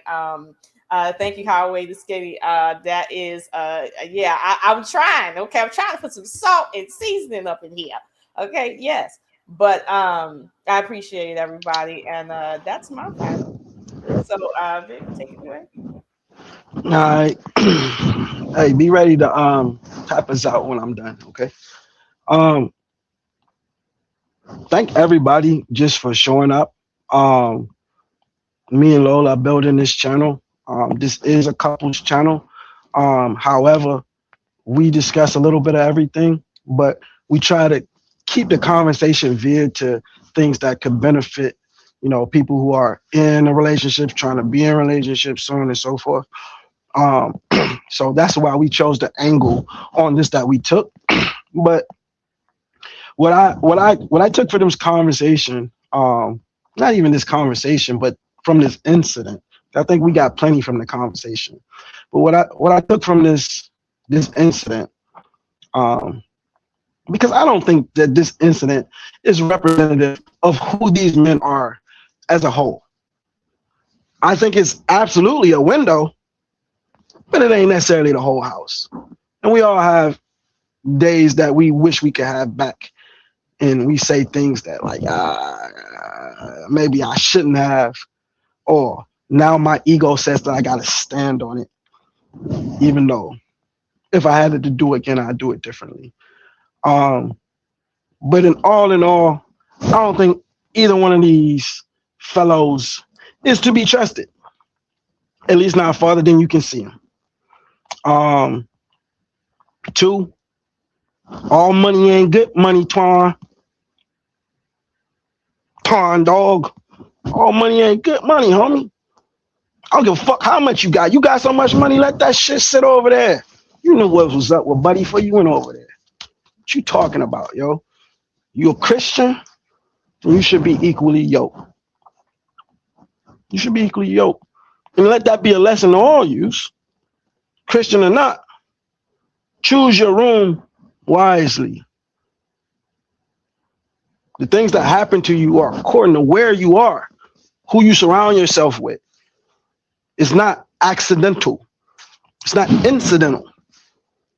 These things were inevitable based on where you chose to position yourself. That's what God wants us to know. Choose before. Foresight. Vision. That's what a man is about. He's supposed to be able to see further than his nose.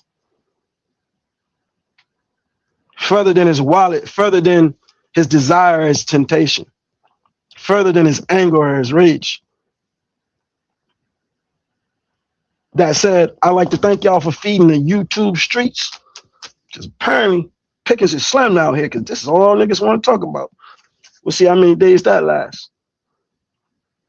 Cory Holcomb, shout out to you, buddy. You do good work. But you lost a fan today. What's one fan? Hopefully we gain some. We love y'all. Let the church say amen. We out, man.